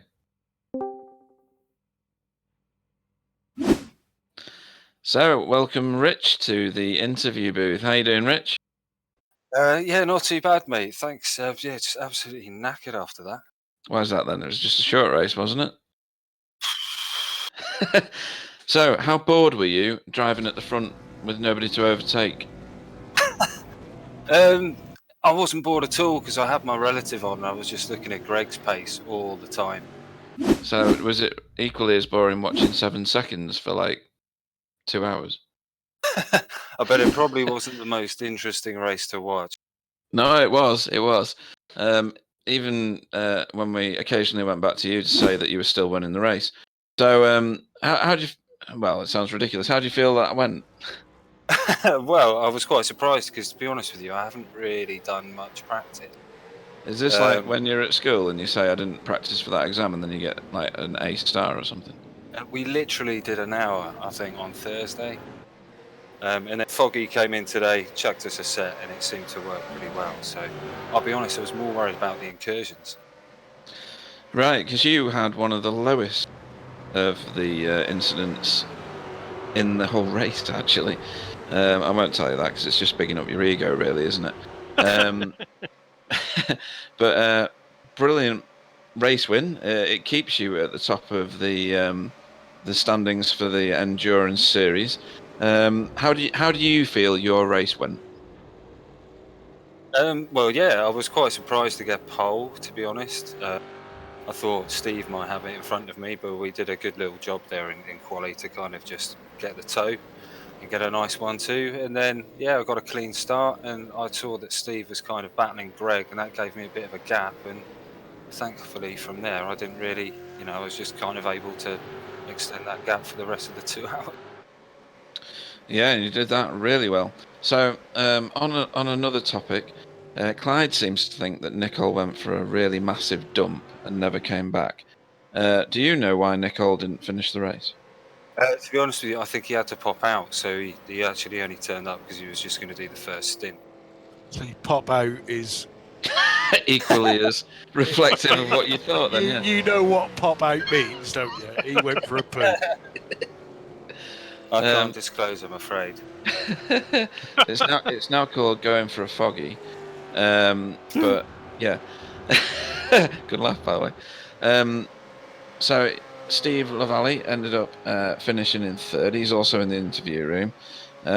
He put up a good fight right at the beginning and then held station as well. So your team really did a fantastic job tonight, didn't they?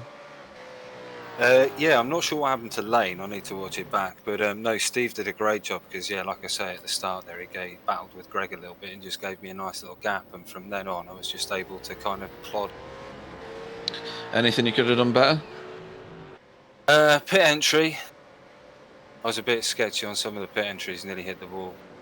Yeah, there's if you watch the video, you weren't alone, Rich. yeah, it's one of the tightest pit entries in any of the tracks, I think. And lots of people picking up incidents around the track. You didn't, so that's a brilliant plus. Anyone you'd like to thank at the end of the race and leading the championship into the next round in a month? Well, obviously my teammates, XVR, you guys for doing the stream, and Clyde and everyone for organising the league. I think it's one of the best. And obviously, thanks to Interracing, Immortal, and the Virtual Racing Association as well. So yeah, cheers, guys. Hey, Rich, I have to tell you something. We went on board with you in the cockpit, and I got to tell you, it looked like you were on a leisurely drive through the Ardennes. Did a great job, man. Cheers, man. Yeah, I was just kind of pacing it because you've just got to look after the tyres, man. So no lockups, no drifting, no sliding, and just, yeah, trying to keep them in best shape. We don't exactly know what happened to Lane either, but I happened to be on his car in the first lap, and he kind of got whacked in Eau Rouge going up the hill. He ended up having to get a tow, and he went in the pit, and I don't know whether he did a rage quit or said the hell with it or what, but never came back out. I have no idea. He just disappeared from Discord, so yeah, I'll have to watch it back. Yeah. Well done, though, matey. Excellent. Yeah. Yeah. Cheers, Bill. Well done on the win, Rich. We'll let you go. Yeah, cheers, Clyde. Hope you had a good holiday, mate. Yeah, not too bad, mate. Not too bad. Okay, so next up we have our runner-up, Greg Carr. Greg, welcome to the booth. Thank you, guys. So, all in all, a very, very good run from you. Was there nothing you could do about Rich's pace? No. He had me going up through Rouge and whatever the top is ready on. I couldn't. He's pulling like half a second on me up through that section every time, and I think I figured it out toward the end, but it was too late. Yeah, we did an onboard with Rich, and he was very, very smooth. A lot of times you go on board with people around Spa and they're soaring at the steering wheel, but there was nothing like that from Rich. Going forward in this championship, you did round one. Not a fantastic result by your standards, but you're still in it. Is there anything that you can do to get better in these endurance races, get some more pace, and do something about Rich running away with the championship? I think, I don't know. So fastest lap, I think I had the second fastest, but Rich was right there with me. It was when the tires started to go off, he was a little bit better. Yeah, I think maybe setup work to help that. I don't know, but I think the rest of the tracks are tracks I like, so that helps. Yeah, definitely, and I know you're a lover of Daytona, and obviously that's the final round, way off in November. So as long as you're in the hunt, there's always that chance of getting there right at the end, I suppose. Yeah, definitely looking back to going to Daytona. Kind of need some redemption there. And just a quick word on your teammate, Tony Kloosterman. We all know that he loves this track. We may have mentioned it at least a couple of times in the broadcast. But, Tony had a good run. He was in the interview room, but he seems to have disappeared. So if you are listening, Tony, come back. We've got a lot of people to get through, but, we really want to rib you about Spa. But, Tony's one of those, we had Chris in the booth earlier, and although he doesn't like the track, he's determined to get better at it. And, hats off to Tony, for giving it a go. And, it's having Tony as a team boss, Greg, what's that like? You can be honest. It can be interesting sometimes. He likes to, I don't know. He likes to take jabs and he gives them right back, so that's fun. But I think between Tony and I, we have different driving styles and we like different tracks. So when I do well, it's usually at a track that he doesn't like, and vice versa. So setup work, we usually don't run the same setup because of that, but he's very knowledgeable when it comes to trying to figure out what to get the car to do. So we both work off each other, and no, it's really good. And it's also somebody, if I ever catch up to him, I can race pretty clean and pretty aggressive with and don't have to worry about it. So it's really good having him as a teammate. Awesome. So before we let you go, Greg, congratulations on your second place finish. Is there anybody you'd like to thank, anybody you'd like to mention, or any shout outs you want to give? Yeah, just shout out to you and Bill for the broadcast. I look forward to catching it afterward, and want to thank Steve and Rich for a really good race. Race pretty clean. I wish I could have caught Rich, but couldn't quite get there. Yeah, just thank the rest of my teammates for putting in time to get the setup where it was, and I think we were there or thereabouts with it, so definitely look forward to the next round. Excellent. So we'll let you go, Greg, and hopefully we will see you in the main series at Barber next weekend. Yep, I should be there. We'll see you guys. Great, good job, man. Catch you later. Just one thing to note, obviously, Pete is shit at broadcasting because I was just only going to me say. and Bill got thanks. I was just going to say that's me going home then, right? I'm pulling an official strop. Okay, I'm going into an official mood now. Rage quit. It'll cost you a fiver. I haven't got that much money, so I'm going to stay here and sulk. Yeah. Okay, so we will bring in our third place finisher, Steve LaValle, and we'll leave him to Bill. Steve LaValle, Hello, gents. welcome to the booth. Nice job today. Third place finish. You guys look like you were running in formation today, back and forth, about the same time between you three guys. Excellent job, though. So, what do you think you could have done to catch up with Greg Carr? He seemed to have pretty good pace today. I think he just done a better job, to be honest. At times, I think it was the second stint, I thought, I might be able to claw back a little bit. I seemed to be a little bit better in the second half of the stint, but he just done a better job. I made a few little mistakes. I probably overcooked the tyres at time. Yeah. Yeah, we're finding on this new tire, Steve, that's pretty easy to do at times. One little slide and it's over for 20 minutes. So, no foul there. So, what do you think of your teammate Rich? He did a hell of a job today. We went on board with him, and I'll tell you, he was driving. It looked like a leisurely drive through the Ardennes. I'll tell you, did a great job. Yeah, he just done a fantastic job. He's flying in this car at the moment. I think the whole team are doing quite well, to be fair.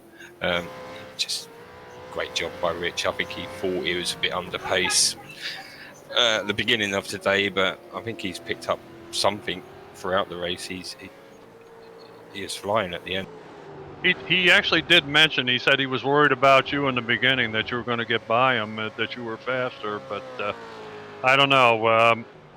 You guys both did a great job. So, what are you looking in the future? You're going to do the rest of the enduros? You like doing the enduros as well as the regular series? I just like the car. Just like the car. Enjoying the racing at the moment. I'll probably do as many as I can. It's a shame the officials ain't going live as often as they could. But I'll try and make most of them. I noticed the XVR guys seem to be handling this new tire better than some people. What's your feeling about the way the tire reacts? I know that the first lap is usually like ice skating, and the next couple laps are like glue, and then after that it kind of falls off real quickly and gets to like a plateau. So do you find that as well? Yeah, I think that's the same for everyone. It's just tyre management from start to finish, really, with these new tyres. And it's not just on this car, it's on the TCR as well, which we've got some experience with. So that's probably helped us in a way. It's just tyre management. And if you start going over that limit, cooking the tyres, it takes a while to come back. Yeah, yep. We've heard that a lot. So, great job today. Podium finish, third place. Anybody you'd like to thank before we let you leave? Just you guys for hosting the league, plus the other one. All my teammates, Virtual Racing Association, 365 hosts, and Simultal. All right, Steve. Thanks for joining us. Take care now. Thank you. See you, chaps.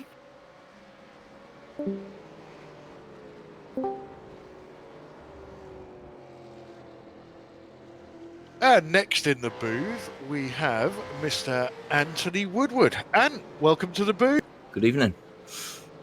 It's a very rare interview to get you in here. Yeah, I only come in if I do well. And that was 2 hours of hell that I enjoyed, so I thought I'd come in. So one thing that I'll have to start off the interview with is in the main series where we do the sprints and the super sprints and the feature races, you managed to rack up like 125 incidents in 3 laps.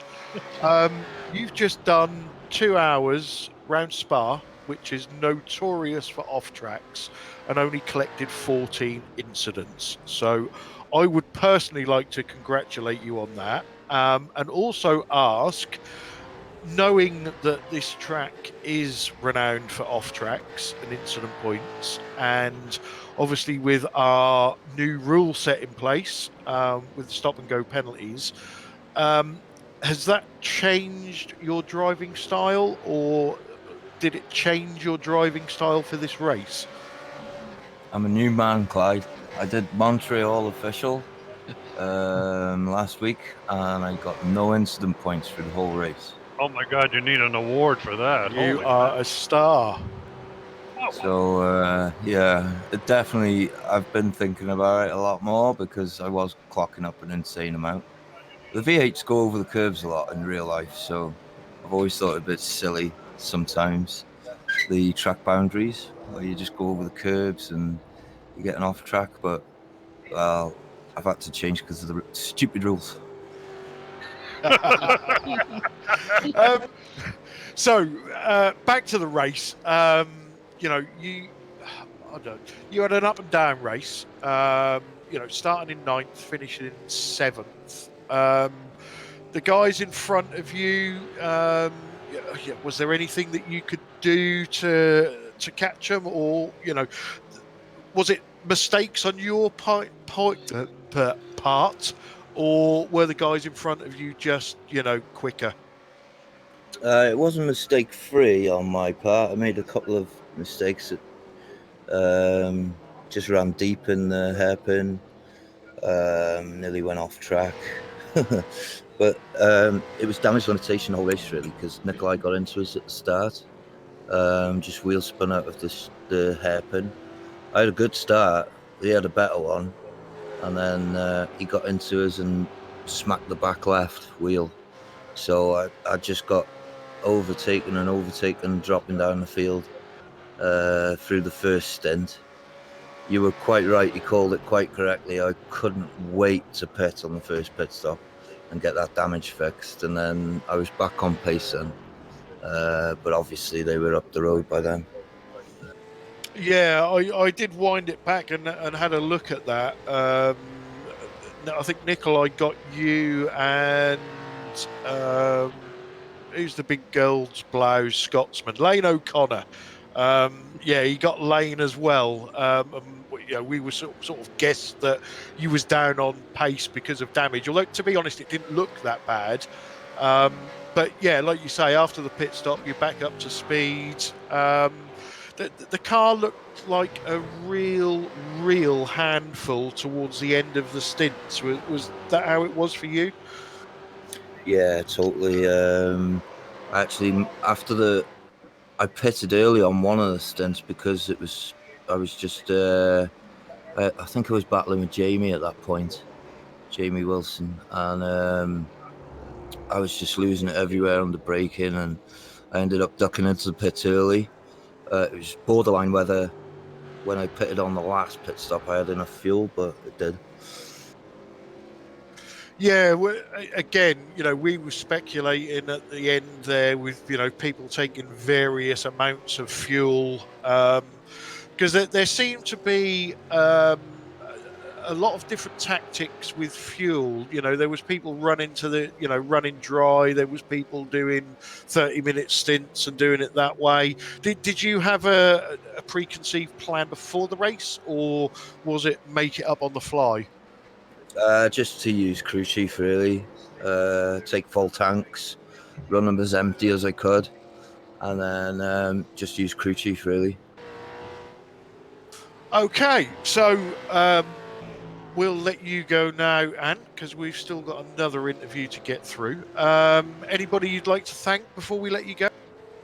Yes, please. Sim Mobility, our sponsors, team sponsors. I believe it was Glenn Sidman's birthday yesterday, so happy birthday to him. You guys for broadcast. The team, Stacey, my girlfriend, Racetech for sponsoring the series, love that. And my daughter, Evie May. Excellent. Okay, Anne. Well, congratulations on your 7th place, and I'm pretty sure we'll see you at Barber on Saturday. Yep. Cheers, boys. Cheers, on. Well done, Ant. See you. Right, who wants Stefan? Me. All yours. Every day of the week.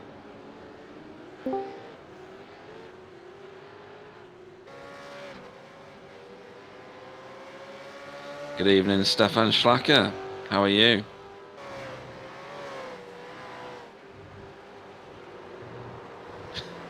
Has Stefan got any box? He's gone muted. G'day. Good evening, mate. So, last time me and Clyde were in a race with you, we were racing Clio around some track in the UK on a different simulator. How have you found racing in the V8 ESC League tonight? Well, it surely is a bit of a different challenge than Clio, but it is one of the most fun challenges you can have in iRacing, I would say. So, and with this being your first race in our league, you appear to have done a fantastic job. I mean, you accrued quite a lot of incidents. You finished on 27. You must have had either a drive-through or a stop and go at some point in that. But you were steady in terms of the rest of your race. So, have you got some experience with this car previously? Not with this version of the car, especially on the new tires. First ever drive around any track in this car. Yeah, one thing that comes with that is that most of my off tracks I gathered up sideways, which isn't the best way around this track, but I somehow made it work. Yeah, it's just the learning curve in this car. I mean, like lap 45, if I remember correctly, I was actually the fastest car on the track by like 3 or 4 tenths. So, yeah, pace is there. Just have to get up to speed with the setup and also with the car itself. Are you familiar with how the league has set itself up over the last 7 seasons, or is this you brand new to the league? This is me totally brand new to the league. All right, okay. So that's very, very interesting then. So you did a fantastic job. In terms of pit stops and the track in general, how did you feel your race went? Well, considering that I did race with Suzuka baseline, it went quite well strategy-wise. I just went for the go as long as possible strategy and make that work. I think it would have worked against Woodward and Wilson, but at the end, those off tracks did it for me. I think otherwise I would have been able to get home with a 6th place. But in all reality, in 8th place, especially with a qualifying time that I don't know where that came from to get me up to 7th place, I have to be really happy, and yeah, have to look forward in, I think, 1 week's time. We're racing for the Sprint Series again. So you're going to join us for the Racetech Cup, yeah? Yes, sir. All right, so we'll see you as a regular driver in our league. You're a privateer at the moment. Have you got designs on joining a team or setting your own team up? Well, I don't know. For right now, I'm just gonna drive as a privateer. Gonna put up my GSRC paint for next week. Hopefully, have that ready for that one. Represent my boys over there. But yeah, apart from that, I'm just gonna be a privateer for now. Okay. Have you got anybody you'd like to thank? Well, you guys for not only hosting but also broadcasting this race. Yeah, we are amazing, and we already know that. Clyde, any questions for Stefan? It's been a few years. No, not really. Welcome to the league. Thank you. Right, thanks Bill, a lot, Stefan. anything from you? No, I don't know you, Stefan, but welcome aboard and hope to see you next week. Yeah, hopefully I can build on the momentum that I've gathered today. Yeah, you look pretty good out there considering you're kind of a greenhorn in this car. So keep it up. Keep up the good work. Thank you. I'll try.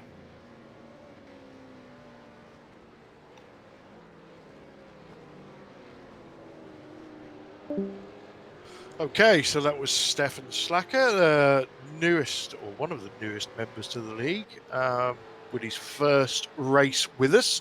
So, let's start from the bottom. Bill, what did you think of the racing tonight? Thought it was excellent. Nice to see kind of a good competitive battle between XVR and Never Quit Racing. It was nice to see them in the mix. Rich Warmingham, of course, pretty much dominated, but at least it wasn't a total, runaway. And I really like endurance racing. I think it takes away these 10-lap wonder people. You know, you have to really use a lot of strategy. You have to plan out. You got to drive at a pace rather than burning the tires off if you're going to do anything. So all the endurance races we can do, bring them on. As far as I'm concerned, it was a great day. And thank you to Racetech for sponsoring all this and letting Sam Buzen let us do this crazy stuff. So thanks a lot. Have a good evening. And Pete, what did you think of the race? I'm still in a strop from being clearly the worst of the commentators. But but beyond that, I thought I saw some amazing overtakes. There was Nicole overtaking around the outside. Same for Tony. Same for Wayne. We had Rich Warmingham, who utterly dominated, and you can say that Greg Carr and Steve utterly dominated as well, being the 3 podiums. They didn't move station at all. I think Ant could have done arguably better if he hadn't got caught up in a mess at the beginning. But that's true of many races and many people. Stefan did a brilliant job. His first race out in V8 ESC in any of its formats, and we seem to be attracting more and more races as the weeks go on, or the seasons go on. Highly dynamic.